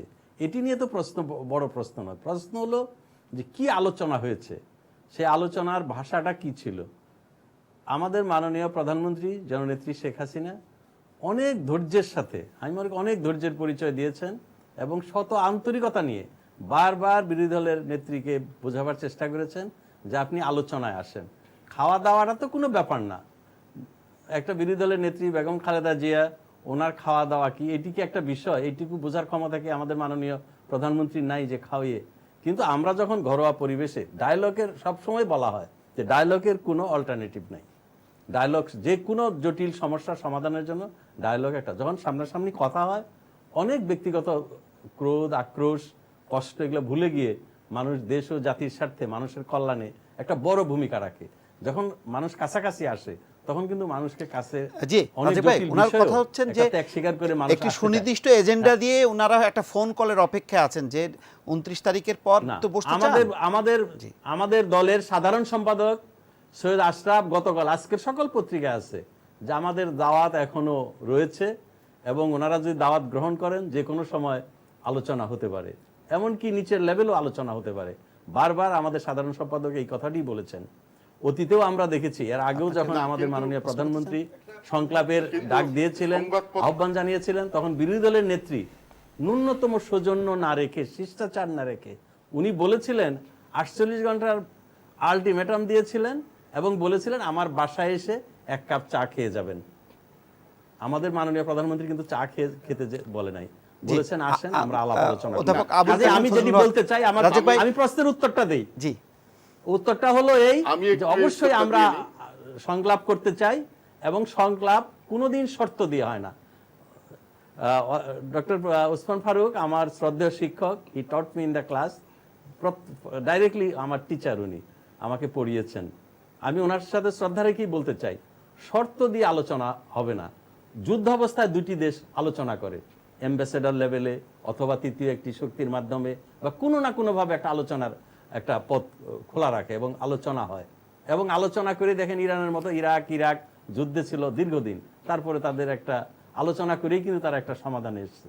কাজে আমি মনে করি যে শর্ত দিয়ে আলোচনা হবে না। কিন্তু বিরোধী দলের নেত্রী বারবার বলছেন যে আপনি তত্ত্বাবধায়ক সরকার মানেন কিনা, আর আমাদের নেত্রী বলছে আমরা সর্বদলীয় সরকার চাই এবং সেই সরকারের আওতায় একটা স্বাধীন এবং সার্বভৌম নির্বাচন কমিশনের মাধ্যমে একটা সুন্দর সুষ্ঠু জি, নির্বাচন। ওসমান ফারুক, এই বিষয়ে আমরা তো নির্বাচন কমিশন, বলছি, সরকারের এটা কি হবে। প্রথম কথা হলো যে শর্ত এবং এজেন্ডা এই দুইটার মাঝখানে পার্থক্য করার প্রয়োজন রয়েছে। সব আলোচনার, এই জাতীয় আলোচনার একটা স্ট্রাকচার্ড এজেন্ডা থাকতে হবে। কি বিষয় অন্তত যদি এইটুকুও বলে যে নির্বাচনকালীন সরকার ব্যবস্থা সংক্রান্ত বিষয়ে আমরা আলাপ করতে চাই, সেটাও একটা এজেন্ডার মতো হতে পারে। আর দ্বিতীয় কথা হলো আশরাফুল ইসলাম সাহেব কাগজে বলেছেন যে দরজা খোলা রইল, আপনারা যে কোনো সময় ফোন করে চলে আসেন। সেটি কিন্তু একটা প্রন্থা হলো না। সেই টেলিফোনের পরে লাল টেলিফোন, এগুলো কিছু আসে যায় না। আমি যেটা বলছি এটি আরো ফর্মাল স্ট্রাকচার ওয়েতে করার প্রয়োজন। এখনো যদি সরকার পক্ষ মনে করে যে একবার দাওয়াত দিয়েছি, আলোচনার আসতে পারেননি, কাজে তাদেরকে আবার বলতে হবে কবে আসতে হবে, এটি বোধ করি একটি ঠিক বিষয় হবে না। এবং যেহেতু সরকারের সাথে আমরা আলাপ করব, আর আমরা একটা বিরোধী দল, সরকারের একটা দায়িত্ব রয়েছে, একটা রেসপন্সিবল গভর্নমেন্ট হিসাবে বলতে হবে।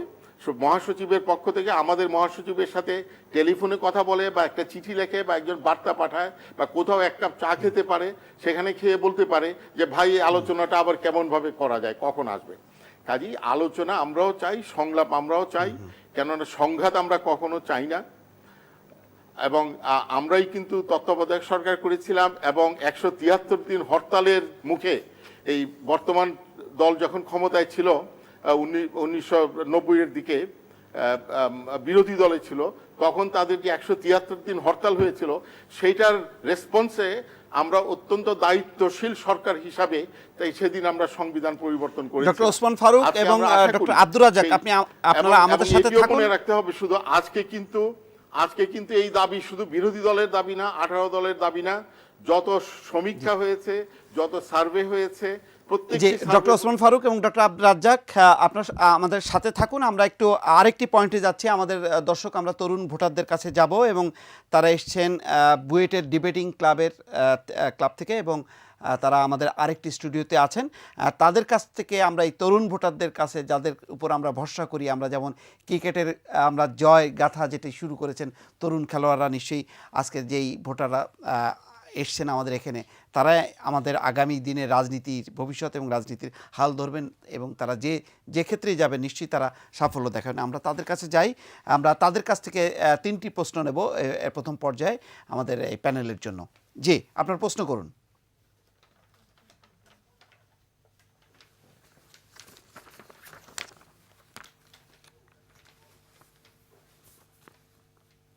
আমার প্রশ্নটি জনাব আসাফুদ্দৌলার কাছে প্রশ্ন করার আগে প্রথমে বলে নিতে চাই যে জনাব আসাফুদ্দৌলা আমার মায়ের অসম্ভব প্রিয় একজন ব্যক্তিত্ব, প্রিয় বক্তা, এবং মাঝখানে দীর্ঘ সময় যখন তিনি টিভিতে ছিলেন না, তখন আমার মা প্রতিদিন রাতে টক শোতে বসতেন এবং খুঁজতেন যে আদৌ যে আপনি এসেছেন কিনা। এবং আজকে আমার মায়ের জন্য খুবই আনন্দের একটি দিন যে আপনার সারগর্ভ বক্তব্য শোনার সুযোগ তিনি পাচ্ছেন।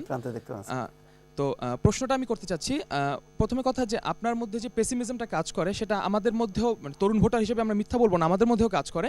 কেননা সংলাপের যে বিভিন্ন উদ্যোগগুলি নেওয়া হয়েছে, এন্টারপ্রাইজগুলি কিন্তু কোনো ক্রমেই যথেষ্ট রকম কনভিন্সিং ছিল না। এমতাবস্থায় আমরা যেটা বলতে চাই যে প্রথমে আসি আমাদের বিএনপি চেয়ারপারসনের কথা। বিএনপি চেয়ারপারসন দেশনেত্রী বেগম খালেদা জিয়া, তার কথা হচ্ছে যে একটি নিরপেক্ষ তত্ত্বাবধায়ক সরকার ছাড়া কখনো একটি সুষ্ঠু নির্বাচন সম্ভব নয়। এবং বিভিন্ন সমীক্ষার কথা উঠেছে, এবং সমীক্ষার প্রশ্নে আমি বলতে চাই যে হ্যাঁ, সমীক্ষাগুলোও বলছে দেশের মানুষও সরকারের উপর বা নির্বাচন কমিশনের উপর বিশ্বাসটি রাখে না, যে বিশ্বাসের উপর ভিত্তি করে তারা এই সরকারের অধীনেই একটি নির্বাচনে অংশগ্রহণ করবে। এবং আমার প্রশ্ন একজন তরুণ ভোটার হিসেবে জনাব আসাদুল্লাহর কাছে যে যেই অভিযোগটি বা যে শঙ্কাটি আমাদের মাননীয় প্রধানমন্ত্রী করে থাকেন যে আবার যদি একটি অনির্বাচিত সরকারের হাতে ক্ষমতা ছাড়া হয় তাহলে আরেকটি 111-এর সূত্রপাত হবে, এই শঙ্কার যেই বেসটা বা ভিত্তিটা কতটুকু শক্ত বলে আপনি মনে করেন? এটি হচ্ছে আমার প্রশ্ন। ধন্যবাদ আপনাকে। স্যার, 3 জন আছেন তো, আচ্ছা, পরপর আমরা নিয়ে নিই, তারপরে আপনি। জি জি, পরবর্তী প্রশ্ন। আমার প্রশ্নটি ছিল জনাব মাননীয় খাদ্যমন্ত্রী আব্দুর রাজ্জাক সাহেবের কাছে। প্রশ্নটা হচ্ছে এরকম, উনি বলেছেন যে দাবির মুখে কোনো ডায়ালগ হবে না, দাবির মুখে কোনো কনভারসেশন হবে না।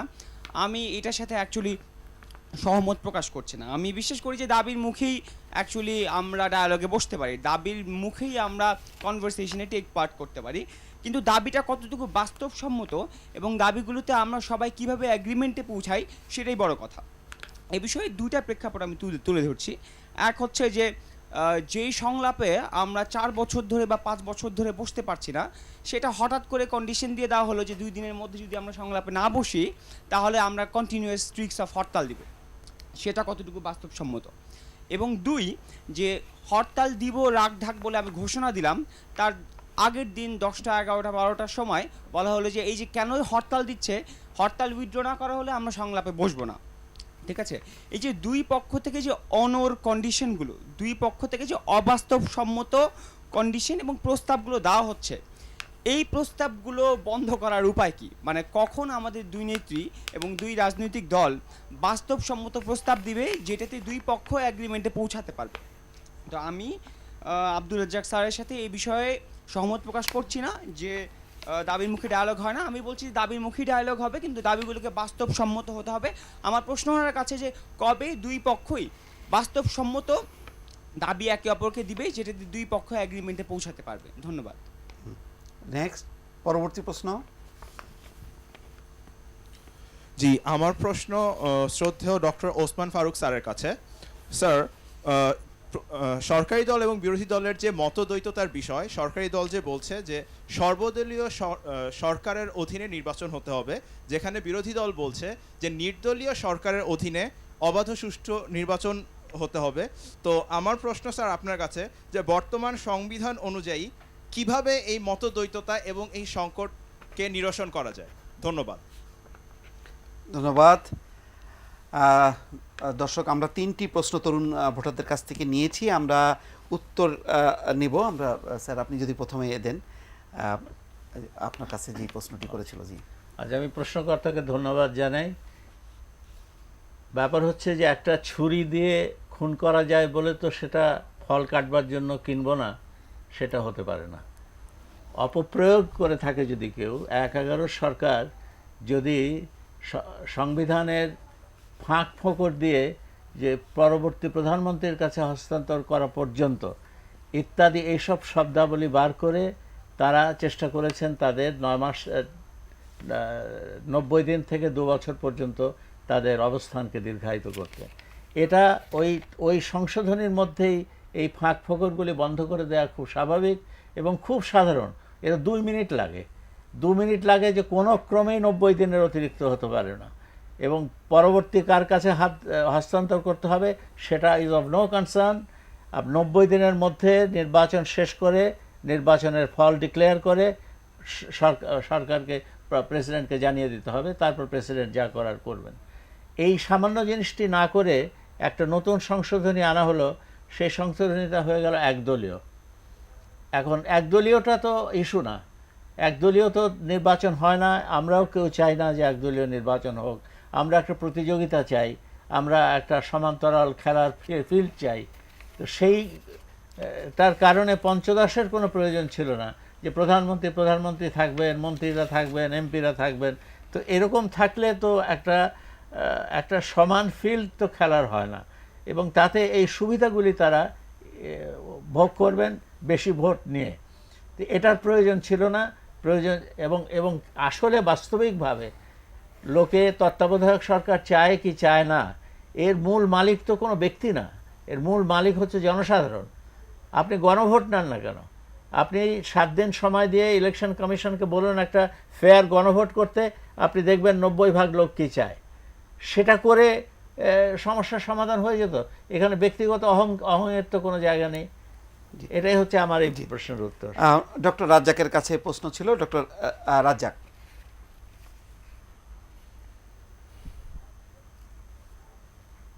কর্তা, ওনার নামটা আমি ভুলে গিয়েছি। আমি কিন্তু বলি নাই যে দাবি দিয়ে সংলাপ হয় না, আমি বলেছিলাম যে শর্ত দিয়ে কোনো সংলাপ হয় না, শর্তবিহীন আমরা আলাপ আলোচনা।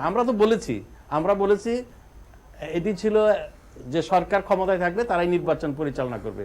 আমাদের মাননীয় প্রধানমন্ত্রী একটু এগিয়ে গিয়ে বলেছেন সর্বদলীয় সরকার, যে সরকারে বিএনপি, অন্যান্য যে সমস্ত জাতীয় সংগঠন, জাতীয় party, worker party, communist party, বিভিন্ন দলের ইয়েদের নিয়ে আমরা সর্বদলীয় একটা সরকার করব। সেই সরকারের যে গুরুত্বপূর্ণ মন্ত্রিত্বগুলো রয়েছে, যেমন স্বরাষ্ট্র মন্ত্রণালয়, অর্থ মন্ত্রণালয়, সেগুলো ভাগবটারা এর ব্যাপারে কে কোনটির দায়িত্ব নিবে সেখানেও কিন্তু আলোচনা হতে পারে।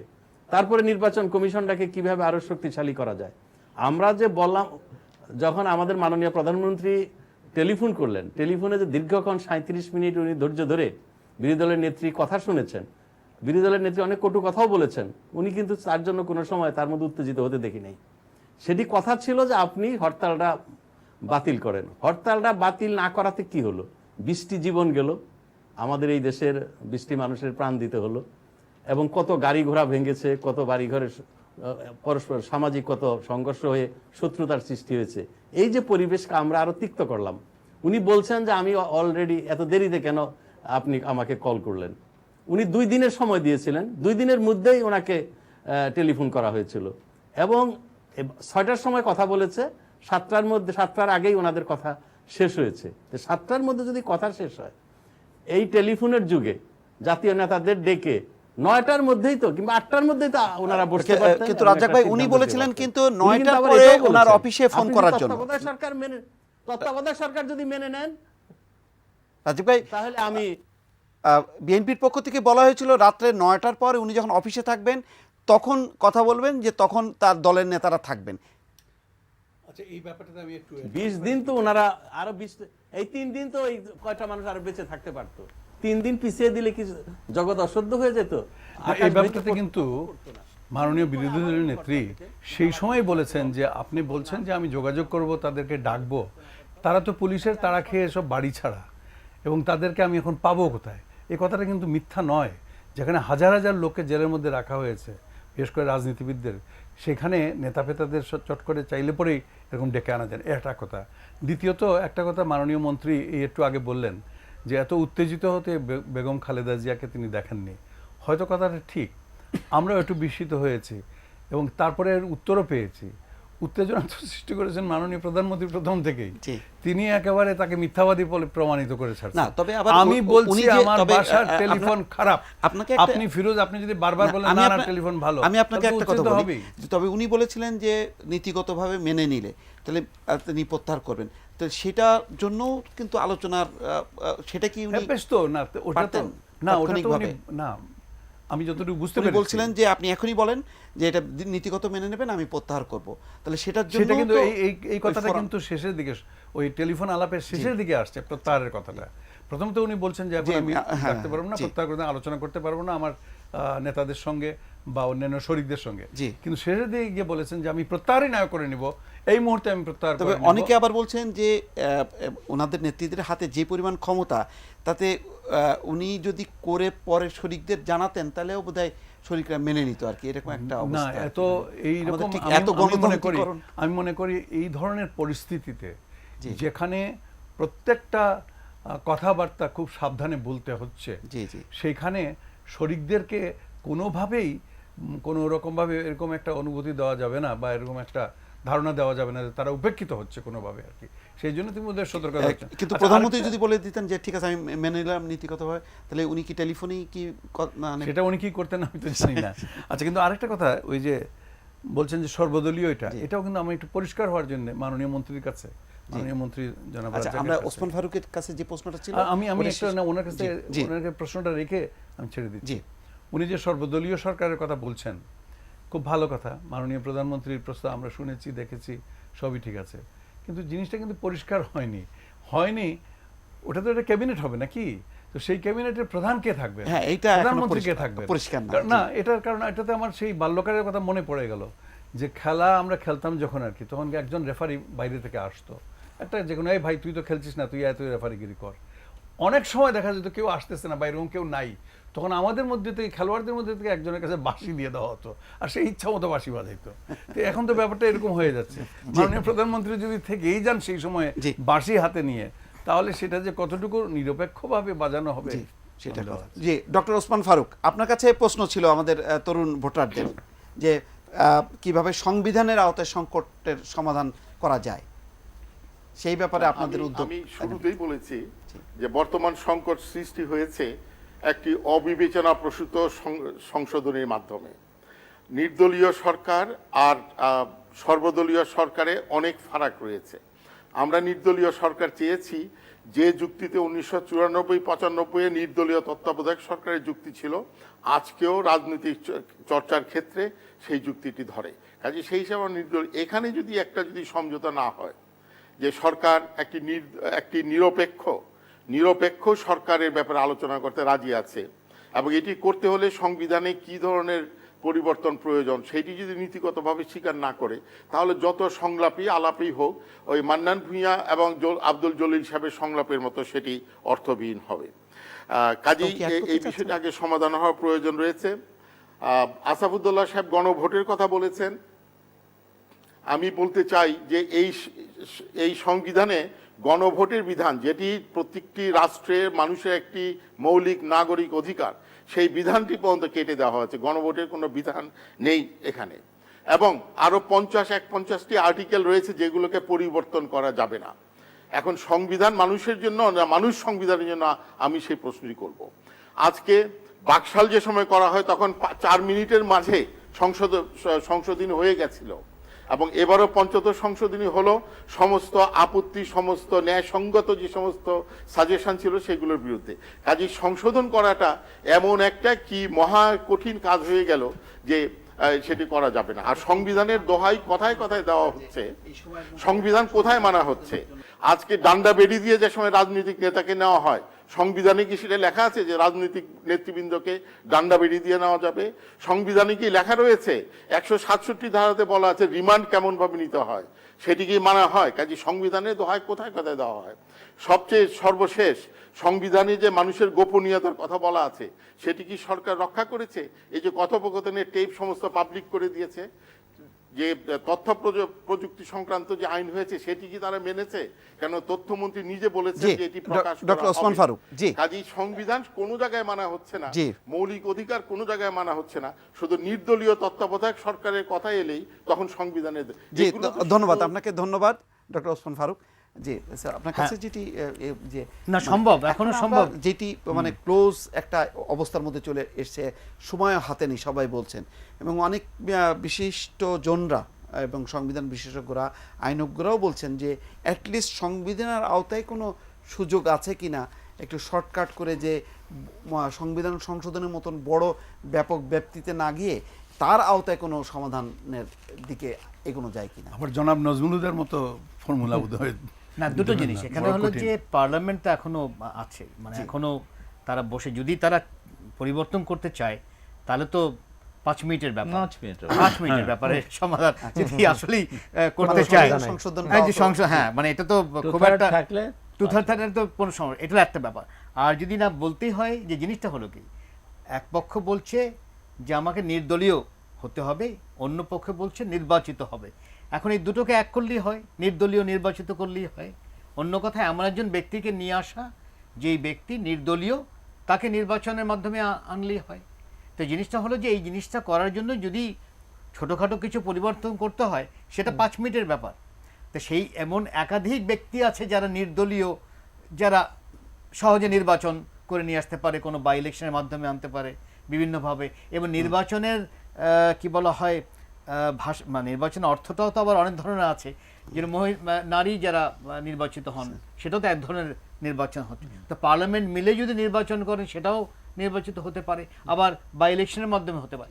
সমাধান যদি করতে চায় করা যাবে। এখন জিনিসটা হচ্ছে কবে করবে, সেই জায়গায় আমি মনে করছি যে তখনই করবে যখন এই যেই ভায়োলেন্সটা শুরু হয়েছে, হয়তো সরকারি দল দেখতে চাচ্ছে যে শক্তি কতখানি আছে অপর পক্ষে, কারণ তারা হয়তো ভাবছে যে আমরা যখন পরিবর্তন এনেছি, আমরা তো এমনিতে বিএনপি পরিবর্তনটা হয়নি, আমাদেরও যথেষ্ট স্যাক্রিফাইস করেই পরিবর্তন আনতে হয়েছে, যখন প্রথমবার যখন তারা কেয়ারটেকার সরকার পেলেন, সেই হিসাবে তারা হয়তো মনে করতেই পারেন যে আমরা এমনিতে কেন দিব, হোক ইস্যু। কিন্তু আমি যেটা বারবার বলছি, যেহেতু মানুষ মারা যাচ্ছে, এই যে শুরু হয়ে গেল, এই জিনিসটা ভয়ঙ্কর ব্যাপার, কারণ এখানে একটা নতুন ধরনের মাত্রা যোগ যুক্ত হল। স্যার, আপনার কাছে অনেকক্ষণ আপনি চুপচাপ আছেন, আপনার কাছে যেটি হচ্ছে যে এই যে 3 দিনের আমরা দাবি আদায়ের জন্য হরতালের যেই এটা দেখলাম, মানুষ মারা গেল, সহিংসতা হলো, ঠিক পাবলিক পার্টিসিপেশনটা কি সেইভাবে ছিল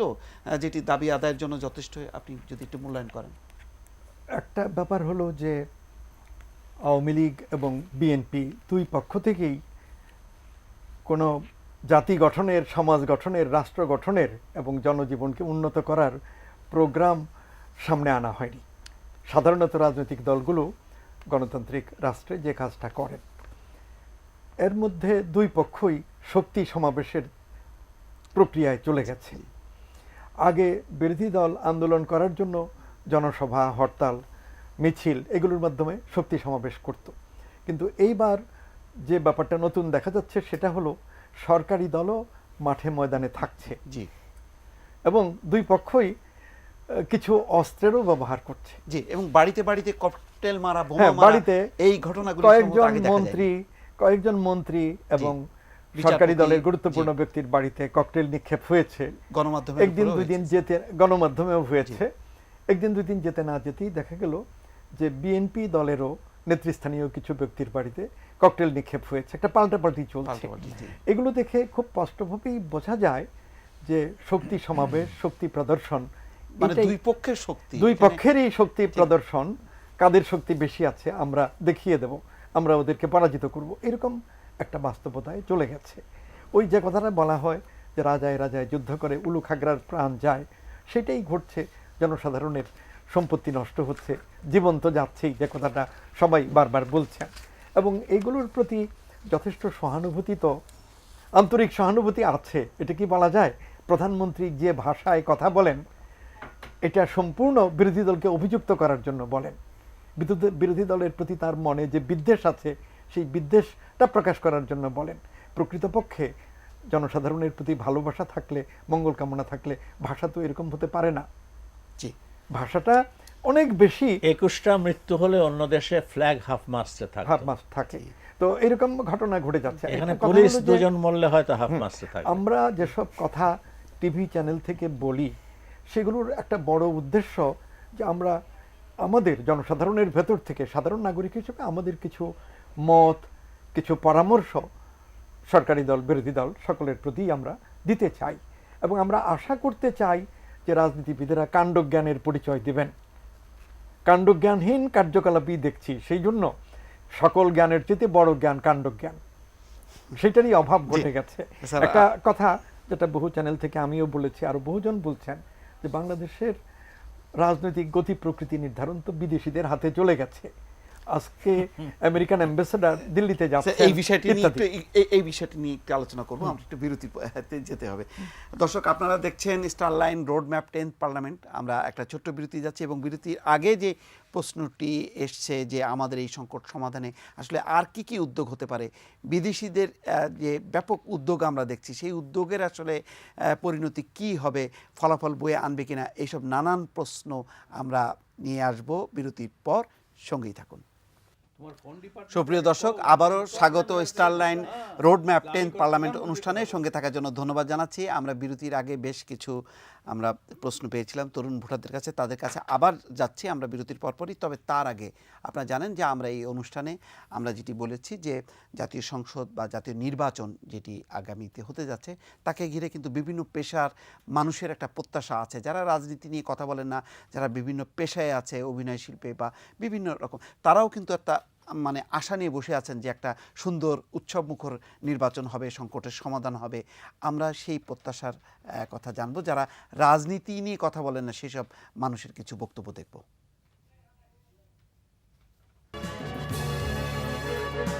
যে 37 মিনিট ওনারা যে কথাটি বলেছেন সেটি যখন প্রচারিত হলো, তখন কিন্তু আমি মানে আশাহত হলাম, এবং আমার বোঝাও হয়ে গেছে যে আসলে মানে আলোচনা যা হওয়া দরকার ছিল সেই আলোচনা কিন্তু 37 মিনিটের মধ্যে ওনারা করে ফেলেছেন।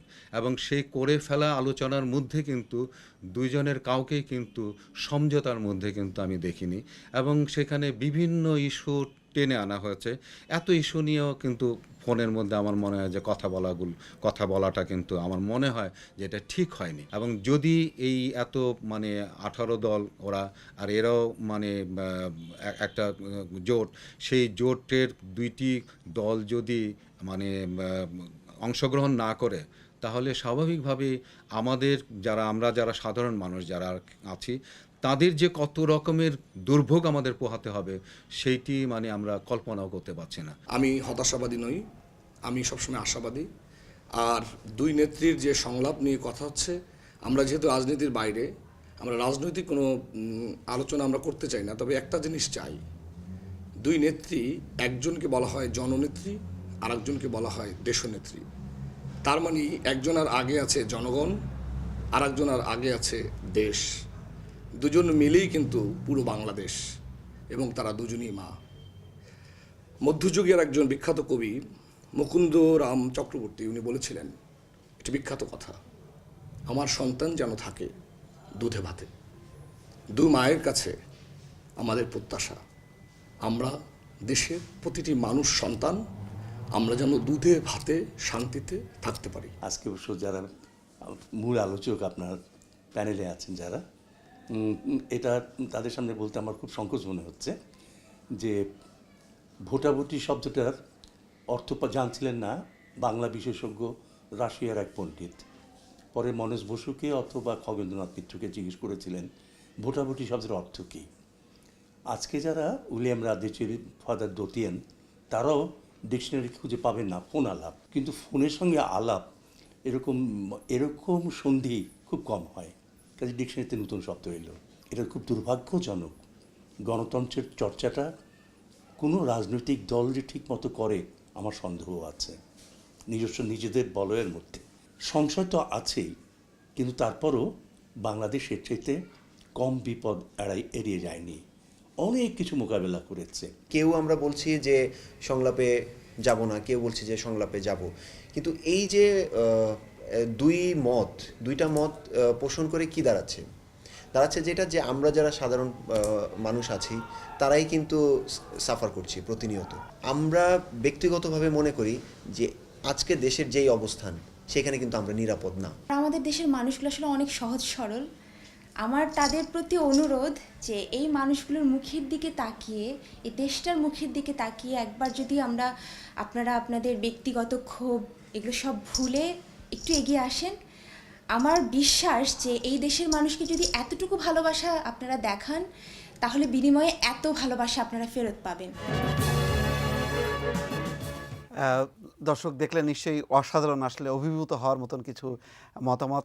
যারা রাজনীতির বাইরে, তাদের কত বড় প্রত্যাশা, যারা কখনো বলেন না, কিন্তু আমরা এই অনুষ্ঠানের মাধ্যমে আমরা সারা দেশের মানুষের সামনে উপস্থাপন করলাম। নিশ্চয়ই আমাদের যারা অতিথি আছেন তারাও অভিভূত হয়েছেন, তারা নিশ্চয়ই বিশ্লেষণ করবেন। দর্শক, এছাড়াও অনেকে আমাদের এই অনুষ্ঠানে তাদের SMS-এর মাধ্যমে মতামত দিয়েছেন। যেমন একজন দর্শক দিয়েছেন যে বিগত সরকারের সমস্ত বিচার কাজ সহ সব বিষয় বহাল রাখার অদা দিলে সংলাপের বিষয়ে সমাধান হতে পারে, এটি তার মতামত। আরেকজন দর্শক লিখেছেন 27শে অক্টোবর থেকে অন্তর্বর্তী সরকার শুরুর কথা হলেও এখনও আওয়ামী লীগ ক্ষমতায় কেন, অন্তর্বর্তী সরকার কোথায়? কাফরুল থেকে আরেকজন দর্শক লিখছেন আপনারা আওয়ামী লীগের বিরোধিতা করে কি জামাতি ইসলামীকে সাপোর্ট করছেন না, এই কথা লিখেছেন। আরেকজন লিখেছেন জামালপুর থেকে মমিন লিখেছেন নির্বাচনকালীন একটি মীমাংসিত বিষয় তত্ত্বাবধায়ক সরকার ব্র্যাকেটে কেন বাতিল হলো, রক্তের বন্যায় দেশ কি ভেসে যাবে, কোশ্চেন মার্ক, দেশ রক্ষার দায়িত্ব কি আমাদের রাজনৈতিক নেতাদের নেই? আরেকজন দর্শক লিখেছেন রাজনৈতিক অস্থিরতার জন্য সরকারই দায়ী। আরেকজন দর্শক লিখেছেন নির্দলীয় নিরপেক্ষ সরকার ছাড়া নির্বাচন হলে তা হবে একতরফা নির্বাচন।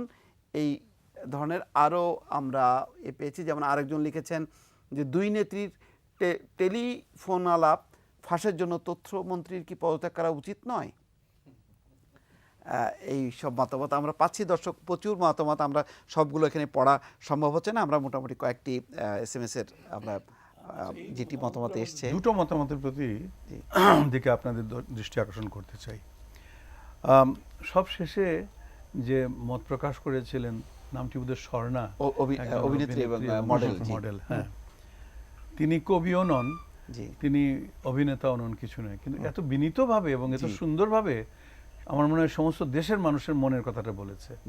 এবং শেষ করেছেন এইটুকু বলে তিনি আর কি, যে যদি আপনারা একটু ভালোবাসা করজোড়ে বলেছে,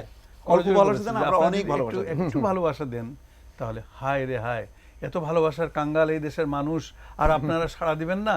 আমি এটা বিশ্বাস করি না। নিশ্চয়ই সাড়া দিবেন। যার সামান্যতম অন্তর আছে, একটু মন বলে একটা জিনিস আছে, সে নিশ্চয়ই সাড়া দিবে। স্যার, আপনার কেমন লাগলো স্যার এই মতামতগুলো? ভালো, নানা মতামতের মধ্যে দিয়ে, কিন্তু মেজরিটি সন্তান যেন থাকে দুধে ভাতে, যেমন দেখেন এই সব কল্পনা প্রবণ ফ্লাইটস আমার ভালো লাগে না। এইসব দুধে ভাতে টাতে এই সমস্ত কথা ইবনে বতুতার সময় ছিল, এই সমস্ত সময় পার হয়ে গেছে। এখন দুধে ভাতে কেউ আশাও করে না, কোনোভাবে যদি সামান্য একটু ভাত আর একটু ডাল পায় তাহলে তো বিএনপির ফিলোসফি হয়ে গেল। যাই হোক, তাহলে মানুষ কৃতজ্ঞ হয়। তো সেখানে আমার কথা হচ্ছে অধিকাংশ লোকের একটা উদ্বেগ আছে, সেটা বোঝা যায় কেমন, এবং তাদের একটা প্রগাঢ় ইচ্ছাও আছে যে এই উদ্বেগটা অতিক্রম করে যেন একটা শান্তির অবস্থা বিরাজ করে। কিন্তু সেটা কতখানি বাস্তব, এই প্রশ্নের মধ্যে এটাও ঠিক আছে, অনেকগুলি ফার্ম অ্যাফার্মেটিভ অবজারভেশনস আছে যে সরকার সম্পর্কে। তো সরকারকে জানতে হবে যে এই দালান আর এই ফ্লাইওভার মানুষের মন জয় করতে হয়। মানুষের মন জয় করতে ব্যর্থ হলে ওই ফ্লাইওভার দিয়ে কিছু হবে না। মানুষ চায়, আশ্চর্যভাবে এটা আমি আমার জীবন অন্তত দেখেছি, যে থাকতে চায় সে থাকতে পারে না। যে বলে আমি যাব না তাকে যেতে হয়, আর যে বলে আমি এখনই যাই তাকে লোকে যেতে দিতে চায় না। এখানে স্যার, আপনার কেমন লাগলো এই মতামতগুলি পড়ে? আপনি না, আমার কাছে যেটা মনে হয়েছে যে মানে ভালোবাসা, এটা তো আছে, মানে জিনিসটা হলো যে এমন একটা স্ট্রাকচারের মধ্যে দুইটা পার্টি পড়ে গেছে, তার দুটো দিক আছে। একটা হলো রাজনৈতিক ব্যবসার একটা নেক্সাস চলে এসেছে, যার জন্য যথেষ্ট যাকে বলা হয় মানে যদি ছেড়ে দিতে হয় তাহলে অনেক কিছু ছেড়ে দিতে হয়, কারণ এটা শুধু একজন বিষয় না, কারণ একটা নেক্সাসের বিষয় এবং প্রচণ্ড প্রেশার থাকে যেন ক্ষমতায় থাকা হয়, আবার আরেকটা প্রেশার থাকে ক্ষমতায় যেন যাওয়া হয়, কারণ ক্ষমতায় যদি না যাওয়া হয় তাহলে সে কিছুই পায় না, আর যে ক্ষমতায় যায় সে আবার অনেকভাবেই সবকিছু পায়। সবকিছু সব পেয়ে পায়। যায়। এটা একটা বিষয়। আরেকটা বিষয় খেয়াল রাখতে হবে যে অনেকেই বলছে যে এই মন্ত্রী কেন বলছে, ওই মন্ত্রী, আসলে মন্ত্রীদের কোনো ক্ষমতাই নেই, ক্ষমতা একজনেরই, আসলে এই পাশে একজন আর ওই পাশে একজন। আমি একসময় বলেছিলাম যে 300 জন হয়তো মেম্বার, কিন্তু আসলে 2 জনই মেম্বার পার্লামেন্টে, কারণ এত বেশি ক্ষমতা তাদের হাতে। হ্যাঁ, সেই জায়গায় যদি পরিবর্তন না আসে, অন্য কথায় পলিটিক্যাল পার্টির ভিতরে যতদিন গণতন্ত্রায়ন চর্চা না হয় ততদিন এই পার্টি গণতন্ত্র কিন্তু চর্চা হবে না। সেই জিনিসটা খেয়াল রাখতে হবে, কারণ একজনই কিন্তু ডিসাইড করে এবং তাকেও ঘিরে ফেলে, কারণ তারাও মনে করে যে সে যদি না থাকে তাহলে আমিও তো আবার থাকছি না। সব মিলে ওই একটা এই যে দুটো স্ট্রাকচারের কথা বললাম, সেখানে পরিবর্তন যদি না আনা হয় তাহলে ভালোবাসাটা কোনো সন্দেহ নেই, আমি আবেগটা বুঝতে পারছি যে তাদের খুবই প্রয়োজন, মানে এই ধরনের ইমোশন দিয়ে হয়তো পরিবর্তন আসতেও পারে, কিন্তু ওই জায়গায় যতদিন আমি পরিবর্তনটা না আনতে পারছি এবং নতুন ধরনের স্ট্রাকচার না তৈরি করতে পারছি, ততদিন আমি মনে করি না বাংলাদেশের রাজনীতি থেকে এই যে কেয়ারটেকার সরকার বলা হোক বা এই যে হরতাল বলা হোক, এই থেকে আমরা মুক্তি পাচ্ছি। জি স্যার, আপনার একটু মতামত। এই যে একজন বললেন আমার সন্তান যেন থাকে দুধে ভাতে, এটা কবি ভারতচন্দ্রের কথা। ভারতচন্দ্র মারা গেছেন পলাশীর যুদ্ধের 3 বছর পরে 1760 খ্রিস্টাব্দে। ওই 76-এর মন্বন্তর ওই সময়কার।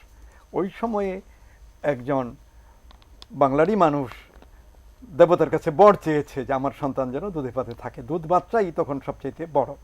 এই কাব্যেই আছে, একই ভূতাগত দেশেরে না জানি কি হবে শেষেরে, উত্তম অধম না হয় নিয়ম, কেহ নাহি ধর্মলের সেরে, ভারতের মন দেখি উচাটন না দেখিয়া ঋষিকেশেরে। এই যে অবস্থার কথা বলা হয়েছে, এই অবস্থা তো বাংলাদেশে আজকেও বিরাজ করছে। মাঝখানে অন্যরকম সময় গেছে, লক্ষণ সেন অথবা সিরাজউদ্দৌলা, মীর জাফর, মীর কাসিম, তাদের কালের রাজনৈতিক যে বাস্তবতা আমাদের দেশের গত 30 বছর ধরে যে রাজনৈতিক বাস্তবতা যাচ্ছে, এটা খুব মিলে যায়। জ্ঞান বিজ্ঞান নানান দিক থেকে আমাদের অনেক উন্নতি হয়েছে। এই যে আমাদের মন্ত্রী বললেন যে মানুষ তো এখন খাদ্যে স্বয়ংসম্পূর্ণ, পার ক্যাপিটা ইনকাম বেড়েছে, তারপরে ইকোনমিক গ্রোথ বেড়েছে, এগুলো সত্য কথা। এটা সারা দুনিয়া জুড়ে বেড়েছে। উচ্চ ফলনশীল বীজ, হাঁস মুরগি মাছের চাষ, সিনথেটিক ফাইবার দিয়ে কাপড় তৈরি, এগুলো আগে ছিল না। তখন দুর্ভিক্ষ, অনাহার, কাপড়ের অভাব, এগুলোতে মানুষ মারা যেত। এখন পৃথিবীর কোথাও সেই অভাব নেই এবং এই ইকোনমিক গ্রোথ পৃথিবীর প্রত্যেক দেশেই হচ্ছে। তো না, আমি কথাটা শেষ করি। তো যে ব্যাপারটা দাঁড়াচ্ছে যে লক্ষণ সেন পালিয়ে গিয়েছিলেন, তিনি পালিয়ে আমাদের বিক্রমপুরে আসছিলেন, বিদেশির হাতে ক্ষমতা চলে গেল বখতিয়ার খিলজি। সিরাজউদ্দৌলার কালে বিদেশিদের হাতে ক্ষমতা চলে গেল। আজকে আমাদের প্রধান দুটি দল যেরকম আচরণ করছেন এবং রাজনীতিকে যে পর্যায়ে নিয়ে গেছেন, এখানে তো এখন কি হবে এটা আমরা যতই বলি, যতই চাপ সৃষ্টি করি, যতই অনুরোধ করি, পরামর্শ দিই, এগুলোর দিকে তো তাদের কোনো মনোযোগই নেই। আপনারা তো বলছেন আমরা এই অভিনেতা অভিনেত্রী তরুণ ভোটার সবাইকে দিয়ে বলাচ্ছি, বহু কণ্ঠে অজস্রবার বলা হচ্ছে। এখন যে ব্যাপারটা যেমন দেখা যাচ্ছে, এটা বিদেশিদের হাতে চলে গেছে।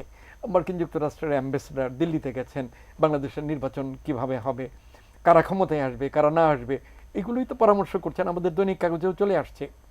এবং এই ব্যাপারটা 1980-র দশক থেকেই আওয়ামী লীগের এবং বিএনপির রাজনীতিতে দেখা যাচ্ছে যে তাদের নেতারা স্টেট ডিপার্টমেন্টে ওয়াশিংটনে চলে যান, তারা আমেরিকান এম্বাসি, ব্রিটিশ হাইকমিশনে চলে যান।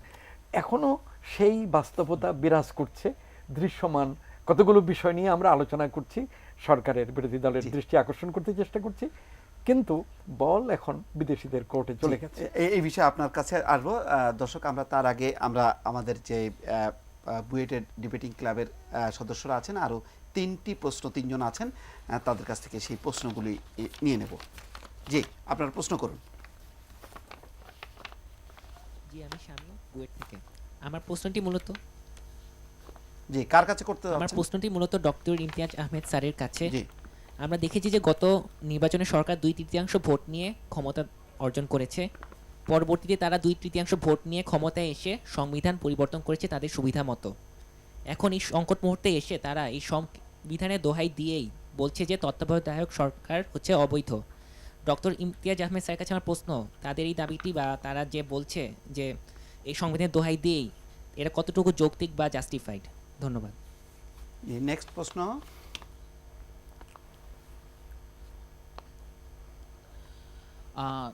আজকের এই আলোচনার বিষয়টা ছিল ফোন আলাপ এবং এর সমঝোতার।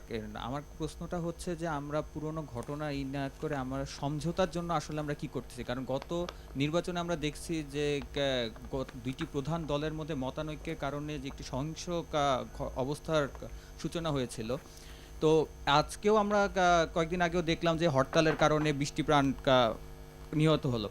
তো এখন আমাদের উচিত হচ্ছে সমঝোতার জন্য সরকার দল বা বিরোধী দল কি কি পদক্ষেপ নিচ্ছে বা যারা নিচ্ছে এই তরুণ প্রজন্ম, অর্থাৎ যাদের ভোটে সরকার এই বিশাল ভোটে জয়যুক্ত হয়েছিল, তারা যে রাজনীতি বিমুখ হয়ে যাচ্ছে, এই সংলাপ থেকে কি এটা তাদেরকে ফিরিয়ে আনার একটা পদক্ষেপ হতে পারে না? আমার এই প্রশ্নটি আসলে সবার কাছে, আমার দুই দলের কাছে আমার প্রশ্ন যে তারা কি কি পদক্ষেপ নিবে। আচ্ছা, পরবর্তী প্রশ্ন আপনার। আমার প্রশ্ন হলো, দুটি দল এরকম কোনো ব্যবস্থা চাচ্ছে যাতে পরবর্তীতে তাদের ক্ষমতায় আসাটা অনেকাংশে নিশ্চিত হয়, কিন্তু এই মনোভাব নিয়ে কি আদৌ তাদের কোনো সমঝোতায় পৌঁছানো সম্ভব? আচ্ছা, ধন্যবাদ। কার কাছে প্রশ্ন আপনার? কোয়েশ্চেনটা আমার সবার জন্যই রয়েছে। সবার জন্য, আচ্ছা ঠিক আছে, ধন্যবাদ। আমরা কি ওসমান ফারুকের কাছে যাব? জি, ডক্টর ওসমান ফারুক। ধন্যবাদ। আমি প্রথমেই ধন্যবাদ জানাই যারা আমার তরুণ প্রজন্মের যারা ভাই বোনেরা প্রশ্ন করেছেন, তারা আশাহত এবং তারা রাজনৈতিক প্রেক্ষাপটে তারা অনেকটা চিন্তিত রয়েছে। সেই জন্য তাদেরকে আমি ধন্যবাদ জানাই যে তারা এইসব বিষয়ে চিন্তা করছে। আমি দু একটি প্রশ্নের জবাব দিচ্ছি। একটি হলো যে আমি মনে করি পেছনের দিকে না তাকিয়ে সংকটের সমাধান কি সেটি অনেকেই প্রশ্নে বলেছেন। সংকটের সমাধান কি? আমি মনে করি যে একটি গ্রহণযোগ্য, সবার অংশগ্রহণযোগ্য একটি নির্বাচন করা প্রয়োজন এবং দুই দল যদি মন মানসিকতার দৃষ্টিভঙ্গি ঠিক রেখে আলোচনায় যদি আসে সুনির্দিষ্ট একটি এজেন্ডার ভিত্তিতে, তাহলে সেটি সমাধান সম্ভব।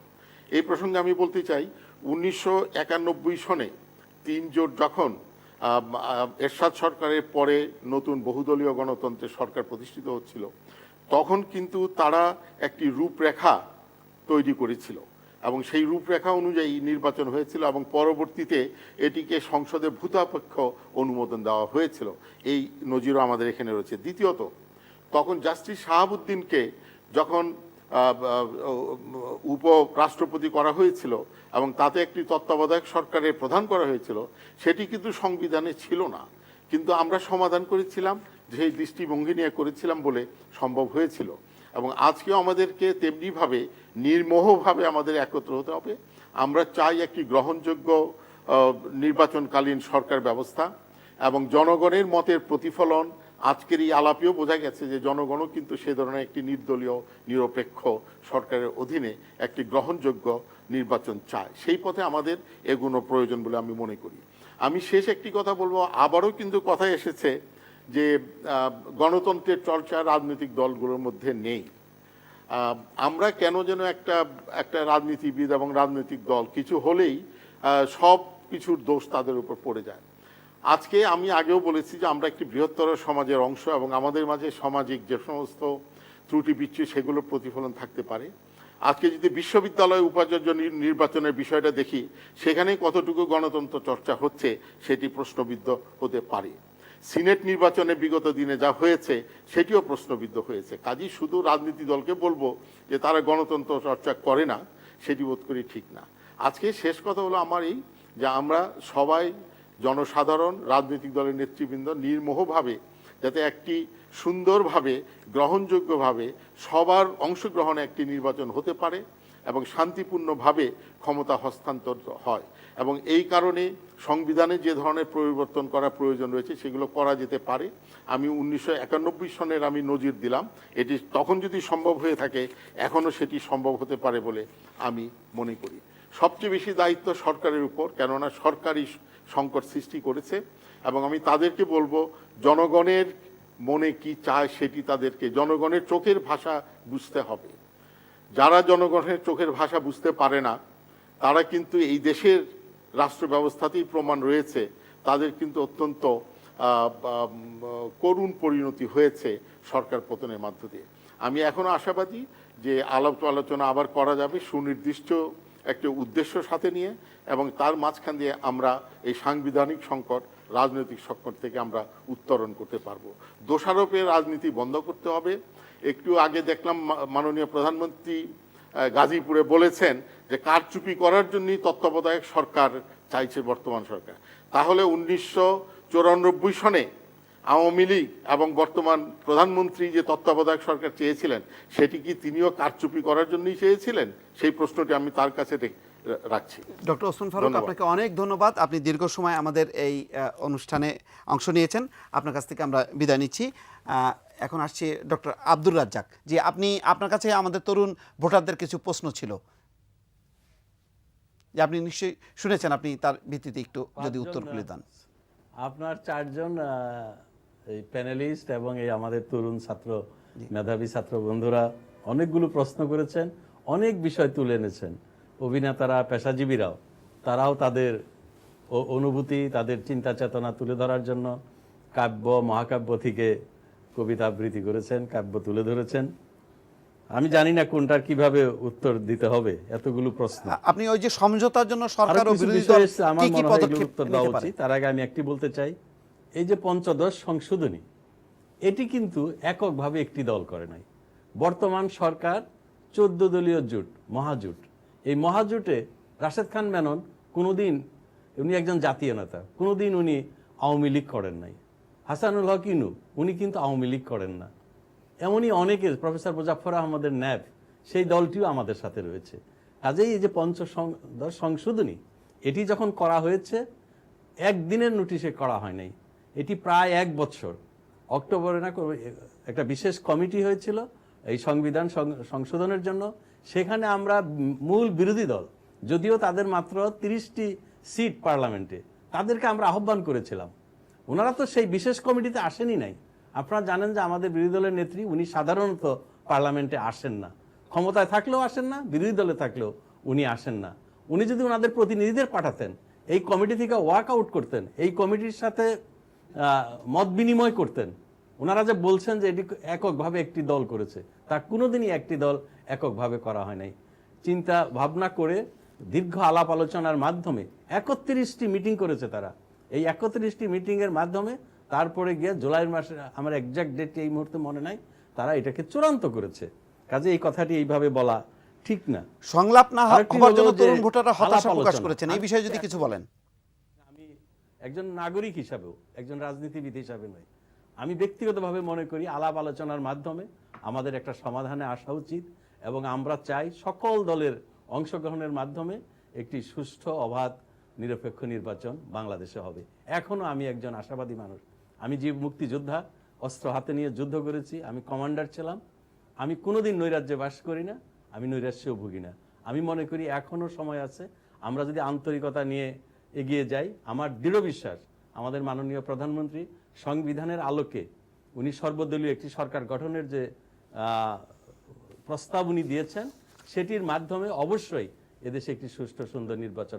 আপনাদের একটি প্রস্তাব আছে, বিরোধী দলেরও একটি প্রস্তাব আছে। দুই প্রস্তাবগুলোকে কখন আপনারা একত্রিত করে আপনারা আলোচনা শুরু করবেন? আমরা নিরপেক্ষ লোক নিয়ে একটা আলোচনা করা যেতে পারে এবং একটা সমাধানে আমরা আসতে পারবো।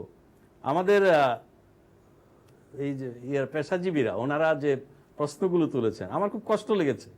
আমাদের রাজনীতিবিদরা কাণ্ডজ্ঞানহীন। আমার শ্রদ্ধেয় শিক্ষক প্রফেসর ওসমান ফারুক, উনি সুন্দরভাবে বলেছেন, সবকিছুতে রাজনীতিবিদদের এইভাবে দোষারোপ করা ঠিক না। আমরা কিন্তু অনেক বুদ্ধিজীবী, এদেশের বিচারপতিদেরকেও দেখেছি, তারা মেরুদণ্ডহীন।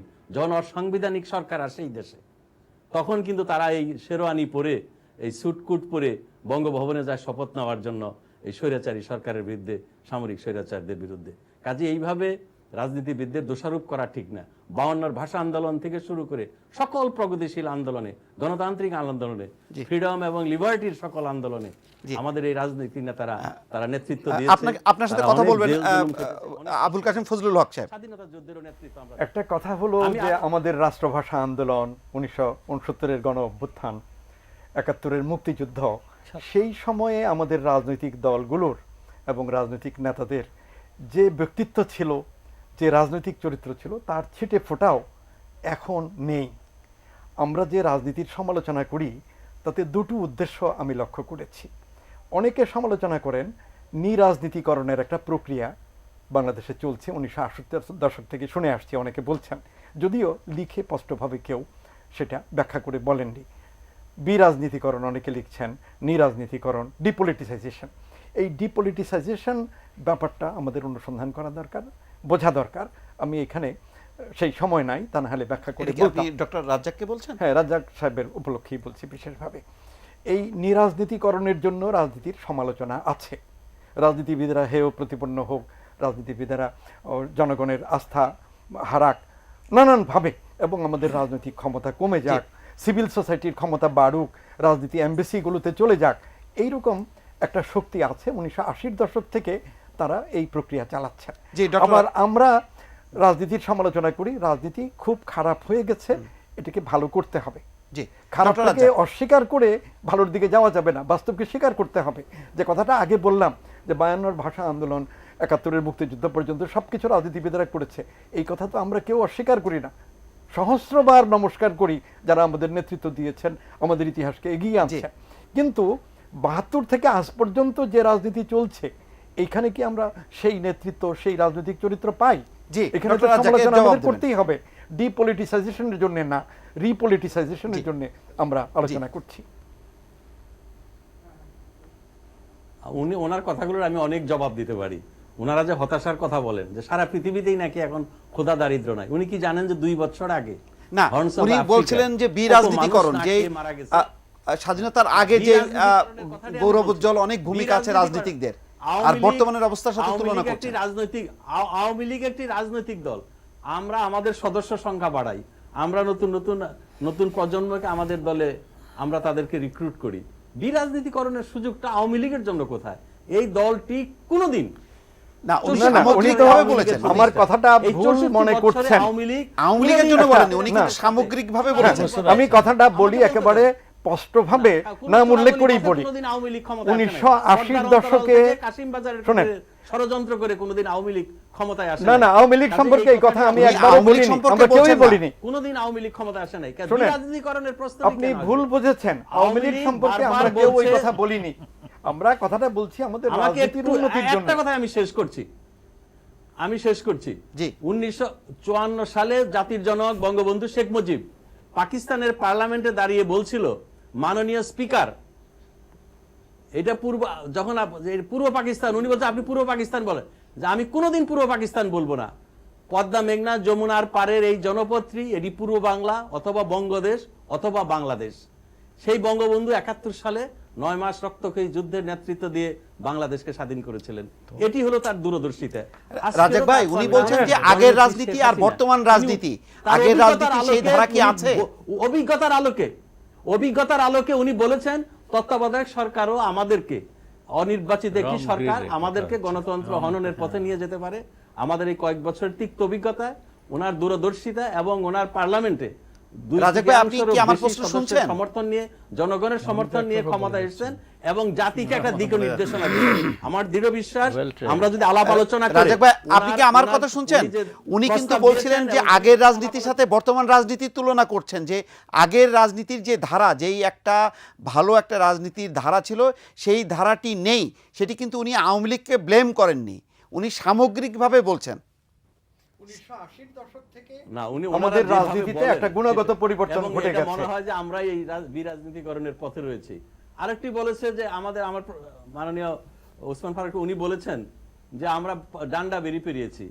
এই 2001 সালে ক্ষমতায় গিয়ে উনি মন্ত্রী ছিলেন, ওনার সময় ছাত্রলীগের প্রেসিডেন্ট সেক্রেটারি, যে ছাত্রলীগ বাংলাদেশের স্বাধীনতা যুদ্ধে নেতৃত্ব দিয়েছে, বিরাট স্বর্ণোজ্জ্বল ভূমিকা রেখেছে, সেই ছাত্রলীগের প্রেসিডেন্ট লিয়াকত শিকদার, নজরুল বাবু, যিনি আজকে সংসদের একজন মাননীয় সংসদ, তাদের দুইজনের ডান্ডা বেড়ি 6 মাস 1 বছরের বেশি সময়। ভাই উনি বলছেন যে 80 সাল থেকে যে রাজনীতির ধারা তার সমালোচনা করছেন।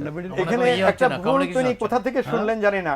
এখানে তো আমরা 4 জনের কেউই ভুলক্রমেও ডান্ডা বেড়ি জাতীয় কোনো শব্দ উচ্চারণ করি। আমার মনে হয় আমি যে কথাটা বলতে চেয়েছি যে আমার মনে হচ্ছে আমরা বোধহয় মানে দুই পক্ষ কিন্তু কানে আজকে শুনছি, বাংলাদেশে যেখানে বধিরের মতো কথা বলছি। উনি একভাবে কথা বলে যাচ্ছেন, ফজলুল হক সাহেব কি বলছেন অবশ্য আমরা কাছে বসে পরিষ্কার শুনছি এবং আপনার অগণিত দর্শকরাও শুনতে পাচ্ছেন, কিন্তু তার জবাবে আমার মনে হয় একটু মাননীয় মন্ত্রী বোধহয় একটু অন্যদিকে চলে যাচ্ছেন, হয়তো শব্দগুলো ভালো বোধহয় যাচ্ছে না, কিন্তু ইন্ডিয়া নিয়ে বোধহয় আর ইয়ে করা উচিত না, কারণ আমাদের সময় শেষ হয়ে আসছে। জি মাননীয় মন্ত্রী, আপনাকে ধন্যবাদ দিতে চাই। আপনি আসলে হয়তো মানে আমাদের সাথে হয়তো ঠিক মতো আপনি কমিউনিকেট করতে পারেননি, আমাদের কথা বুঝতে পারেননি, অথবা আপনার কথা হয়তো বুঝতে আমরা আমি একটু একটু একটু আমাকে একটু সময় দিতে হবে। ওনাকে বিদায় দিয়ে আসবো, ওনাকে বিদায় দিয়ে দিচ্ছেন তো? ওনাকে কথা বলবেন? না না, আমি ডক্টর রাজ্জাক জি জনাব ফিরোজ আমাকে একটু সময় দিতে হবে। যে আপনি তো একদম এক্সাক্ট কথাটা উনি যেটা বলছিলেন, যে উনি বলছিলেন যে আগের ভালো রাজনীতি আছে, একটা গৌরবোজ্জ্বল ভূমিকা ছিল রাজনীতির। উনি বলছিলেন যে 80 সালের পর থেকে সামগ্রিকভাবে যে রাজনীতির ধারা, সেই ধারায় উনি সন্তুষ্ট না, সেই ধারাকে সমালোচনা করছেন। এইটা হচ্ছে ওনার বক্তব্য। উনি কিন্তু সামগ্রিকভাবে আওয়ামী লীগকে নির্দিষ্ট করে সমালোচনা করেননি। আচ্ছা আমি একটু 1 মিনিট আমাকে সময় দেন। জি, আমি ওনার সাথে একমত যে ওই ধারাবাহিকতা, গৌরবোজ্জ্বল ভূমিকা আমরা রাখতে পারি নাই। তার সত্ত্বেও আজকে আমিও শঙ্কিত, আজকে যে ককটেল ফাটিয়ে গাড়িতে আগুন দিয়ে চলন্ত বাস যাত্রী সহ আগুন দিয়ে মানুষকে হত্যা করা হচ্ছে, আপনারা যেরকম শঙ্কিত এটি নিয়ে আমরাও শঙ্কিত। আমি এইটুকুই বলতে চাই যে বিরোধী দলও দায়িত্বশীল ভূমিকা রাখবে এবং আমরা রাজনৈতিক আলোচনার জন্য, সংলাপের জন্য একটা সুন্দর পরিবেশ সৃষ্টি করব এবং ইনশাআল্লাহ আমার দৃঢ় বিশ্বাস যে বাংলাদেশে আমাদের যে প্রত্যাশার বাংলাদেশ, গণতান্ত্রিক বাংলাদেশ, সেটি আমরা অবশ্যই আমরা ইনশাআল্লাহ। জি ধন্যবাদ ডক্টর আব্দুর রাজ্জাক, আপনাকে অনেক ধন্যবাদ। আপনি দীর্ঘ সময় ধরে আমাদের এই অনুষ্ঠানের সঙ্গে সংযুক্ত থেকেছিলেন এবং আপনার বক্তব্য শুনেছি। আপনাকে অনেক ধন্যবাদ জানাচ্ছি এবং একসঙ্গে আপনার কাছ থেকে আমরা বিদায় নিচ্ছি। ফিরোজ, যে মেসেজগুলো আপনি পেয়েছিলেন, আমি বলেছিলাম দুটো, একটা তো ওই যে স্বর্ণার বক্তব্যের উপরে আমি অত্যন্ত অভিভূত হয়ে আমি আমার বক্তব্য পেশ করেছিলাম বা আমার মতামত দিয়েছে। আরেকটা কিন্তু খুব গুরুত্বপূর্ণ একটা কথা বলেছিলেন একজন, সেটা হচ্ছে যে ফোনের সংলাপটা এটা এভাবে প্রকাশিত হলো কিরকম করে, হুবহু প্রকাশিত হলো করে, এবং এটা উনি বলেছেন অবশ্য যে মন্ত্রীর পদত্যাগ করা উচিত ছিল, তথ্যমন্ত্রীর পদত্যাগ তো আজকাল কেউ করে না, অন্যান্য অনেক খারাপ জিনিস ত্যাগ করে। তো আমি যেটা বলতে চাচ্ছি সেটা হচ্ছে কিন্তু জিনিসটা কিন্তু একটু তলিয়ে দেখা দরকার। আপনি একই অপরাধের জন্য মাহমুদুর রহমান নামক একজন অত্যন্ত প্রাজ্ঞ ব্যক্তি, একজন প্রখ্যাত ব্যক্তি, সম্পাদক, একটা পত্রিকার সম্পাদক, তাকে আপনি জেলের ভাত খাওয়াচ্ছেন এবং শুধু ভাত খাওয়ানো না, নির্যাতন করছেন, এটা সবাই জানে। এবং সেই একই অপরাধের জন্য এখন আর এটার কোনো রকমই নেই। মাননীয় মন্ত্রী বলেছেন এটা তদন্ত করে দেখা, একজন বিচারক পদত্যাগও করেছিলেন ট্রাইব্যুনালের। তো হ্যাঁ, ট্রাইব্যুনালে পদত্যাগ করেছিলেন, কারণ ওটাও ফাঁস হয়ে গেছিল সেই স্কাইপে থেকে। তো এখন কথা হচ্ছে আপনার যে এই যে বিষয়টা আর কি, এই যে ফাঁস হয়ে গেল, এটা তো যে কেউ বলবে যে একটা মন্ত্রণালয় এটার জন্য আছে না, টেলিফোন মন্ত্রণালয় অথবা তথ্য মন্ত্রণালয় ইত্যাদি আছে না, তো তারা কি ঘুমাচ্ছিল? এটা ফাঁস হলো কিরকম করে, কে কোথা থেকে ফাঁস করে নিয়ে? তাহলে পরে যদি কেউ যদি বলে যে সমস্ত জিনিসটাই ছিল পাতানো প্রথম থেকে, যে আমরা কথাবার্তা বলতে শুরু করেই দেব বেগম খালেদা জিয়াকে উত্তেজিত করে এবং উত্তেজনার পরে দেশবাসী দেখবে দেখো ইত্যাদি, এবং তারপরে এটাকে দেব ফাঁস করে সমস্ত জাতি। আরেকজন দর্শক জানিয়েছেন যে রাজনৈতিক নেতাদের কাছে যাতে পরীক্ষার্থীদের ক্ষতি তারা না করেন। আরেক দর্শক লিখেছেন 2 দলই সম্মত হোক, এবারই তত্ত্বাবধায়ক সরকারের অধীনে সর্বশেষ নির্বাচন। আরেক দর্শক লিখেছেন নির্বাচন কমিশনের হাতে এখন যে ক্ষমতা আছে তা কি নিরপেক্ষ নির্বাচন অনুষ্ঠানের জন্য যথেষ্ট? আরেকজন দর্শক বলছেন সর্বদলীয় সরকার হলেও নিরপেক্ষ একজন প্রধান হলে সমস্যা কোথায়? ঢাকা থেকে বাদল লিখেছেন নির্বাচনকালীন সরকার প্রধান থেকে প্রধানমন্ত্রী সরে দাঁড়ালে সমস্যা কোথায়? আরেকজন দর্শক লিখছেন অনির্বাচিত লোক ক্ষমতা এলে রাজনীতিবিদরা ভয় পান কেন? এসব অনেক প্রশ্নের উত্তর আপনারা অনেকগুলি দিয়েছেন। স্যার, আপনার কাছে সর্বশেষ একটু জানতে চাচ্ছি, আমাদের হাতেও বেশি সময় নেই, খুব সংক্ষেপে যদি বলেন যে আমরা একটা কূটনীতিক উদ্যোগ দেখছি এবং অনেক দৌড়ঝাঁপ দেখছি এবং মার্কিন রাষ্ট্রদূতের দিল্লিতে যাওয়ার মতন ঘটনাও দেখছি। এইটার মধ্যে থেকে মনে হচ্ছে যে দাতা দেশগুলি খুবই সক্রিয় হচ্ছে এবং তারা একটা সমাধানের জন্য চেষ্টা চালাচ্ছেন। আপনার কাছে কি? না, তারা তো বহুদিন ধরেই, তারা তো এখন না, বহুদিন ধরেই তারা প্রেশার দিচ্ছে, বলছে, খোলাখুলিভাবেই তো বলছে। এবং অনেকে বলছে আবার ভারত এবং যুক্তরাষ্ট্রের অবস্থান এক না। হ্যাঁ, তো স্টেটমেন্ট দিয়ে বলছে, লুকিয়ে তো বলছেন, এমনকি টেলিফোনও করেছে। ভারত আর যুক্তরাষ্ট্রের অবস্থান এক না, এরকম খবরও আসছে। না, সে এক না, সেটার মানে কথা হচ্ছে যে আন্তর্জাতিক মহল চিন্তিত, কারণ এখানে যদি সংঘর্ষ হয়, যেই ইনভেস্টমেন্ট তারা করেছে, এখন তো ভারত আরো বেশি চিন্তিত, কারণ ভারতের $1 বিলিয়ন ইনভেস্টমেন্টের বিষয় আছে এখানে। তাদের আরএমজি কি বলা হয় ফ্যাক্টরি তৈরি হচ্ছে, তাদের তো আরো চিন্তা যে এখানে সংঘর্ষ হলে তাদের কি হবে। সেই হিসাবে কি দিল্লি, কি নিউ ইয়র্ক, কি লন্ডন, এমনকি কি বেজিং, যে বেজিং আগে চুপ করেই থাকতো, সেই চীনও কথা বলছে, আন্তর্জাতিক মহল। কিন্তু আমি দুটো খুব তাড়াতাড়ি না বলে পারছি না। একটা হলো, একজন প্রশ্ন করেছিল মনে আমাকে যে 2/3 ভোট থাকলে, মনে রাখতে হবে, যেটা আমি বারবার আগেও লিখেছি এই ব্যাপারে, এটা আওয়ামী লীগের ম্যানিফেস্টোতে ছিল না, খেয়াল রাখতে হবে এই পরিবর্তনটা। তাদের যেসব ম্যানিফেস্টো ছিল সের মধ্যে যদি থাকতো তাহলে এটা হতো।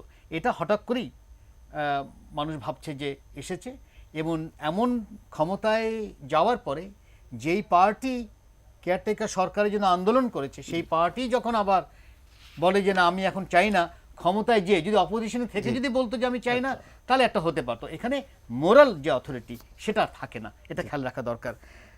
ওসমান সাহেবকে আমি একটু ভালো করে একটু বলতে চাচ্ছি, দুটো জিনিস কিন্তু আলাদা। ঢাকা বিশ্ববিদ্যালয়ের রাজনীতির মধ্যে, যদিও উনি হয়তো আমাকে হয়তো ব্যক্তিগতভাবে চিনেন না, আমি কিন্তু ভোটের ভাবে যে ভাইস চ্যান্সেলর তৈরি হয় বা সেনেট তৈরি হয়, এটা কিন্তু আমি তার সাপোর্টে না, এবং আমি মনে করি ওটা রাজনীতিবিদরাই ক্ষতি করেছে। আজকে ঢাকা বিশ্ববিদ্যালয় নষ্ট করেছে বা পাবলিক ইউনিভার্সিটি যেগুলো নষ্ট করেছে, আমি স্পষ্ট বলতে চাচ্ছি, রাজনীতিবিদরা নষ্ট করেছে। রাজনীতির কারণে, দলীয় কারণে রাজনীতি, আমি আবার রাজনীতি তো আবার বিরাট অংশে আবার আমিও রাজনীতি করছি, দলীয় যে রাজনীতি, এই রাজনীতির জন্য পাবলিক ইউনিভার্সিটিগুলো নষ্ট হয়েছে, খেয়াল রাখা দরকার। আমি যে জিনিসটা বলতে চাচ্ছি যে দলের ভিতরে গণতন্ত্র নেই, এবং এই যে দলের ভিতরে যতদিন গণতন্ত্র চর্চা না হবে ততদিন আমাদের এই সমস্যাগুলো থাকবে। স্যার, আপনি প্যানেলের মুরব্বী হিসেবে আপনার কাছ থেকে সমাপনী একটা বক্তব্য চাচ্ছি যে সব মিলিয়ে। সমাপনীর আগে একটা কথা বলি, আপনি তো আমাকে সমাপনীর সুযোগ দেবেন না, স্যারকেই দেওয়া উচিত, স্যারকে দিয়ে আমরা শুরু করেছি। একটা দায়িত্ব বিহাজাল ইমাম, অতএব ওনার পেছনে আমরা। একটা কথা আমি জাস্ট হাফ এ মিনিটের মধ্যে বলি। দেখুন, আমি মনে প্রাণে বিশ্বাস করি যে এই যে এখন যে সংকটটা চলছে, এটাতে কোনো দলই জিতবে না, না হয় সব দলই জিতবে। তবে সত্যিকারের জয় হবে, দেখবেন at the end of the day, শেষমেশ জয় হবে, জনগণের জয় হবে। কারণ এই দেশে জনগণ কখনো পরাজিত হয় না। জনগণ যদি চায় নির্দলীয়, ওটাই দেখবেন হবে, যে যতই করুক। জনগণ যদি চায় সর্বদলীয়, সেটাই হবে, জনগণের জয়টাই হবে, এটাই বলতে চাই। আমরা একটা ভালো একটা আশার অন্তত খবর শুনলাম। স্যার, আপনি বল। হ্যাঁ, আমি অতখানি হয়তো আশার একটা দিকে যাব কিনা পারবো না, অ্যাজ ইউজুয়াল। তো আমার ধারণা যে অকারণে আশা জাগানো একটা অন্যায়, আর অকারণে নিরাশ করে দেওয়া একটা অন্যায়। একটা মাঝামাঝি, সত্যটা সবসময় মাঝামাঝি একটা জায়গা থাকে। এইসব আলোচনায় কোনো ফল হবে বলে আমার মনে হয় না। To get something you have to give something. সরকারের যেহেতু হাতে ক্ষমতা এবং সরকার নিয়ন্ত্রণ করছেন দেশকে, সরকারকে কিছু দিতে হবে কিছু পেতে হলে। স্যার, অনেক ধন্যবাদ। মোহাম্মদ আসাফুদ্দৌলা, ডক্টর ইমতিয়াজ আহমেদ, মোফাজ্জল করিম এবং আবুল কাসেম ফজলুল হক, আপনাদের এই প্যানেলের চারজনকেই আমরা ধন্যবাদ জানাচ্ছি।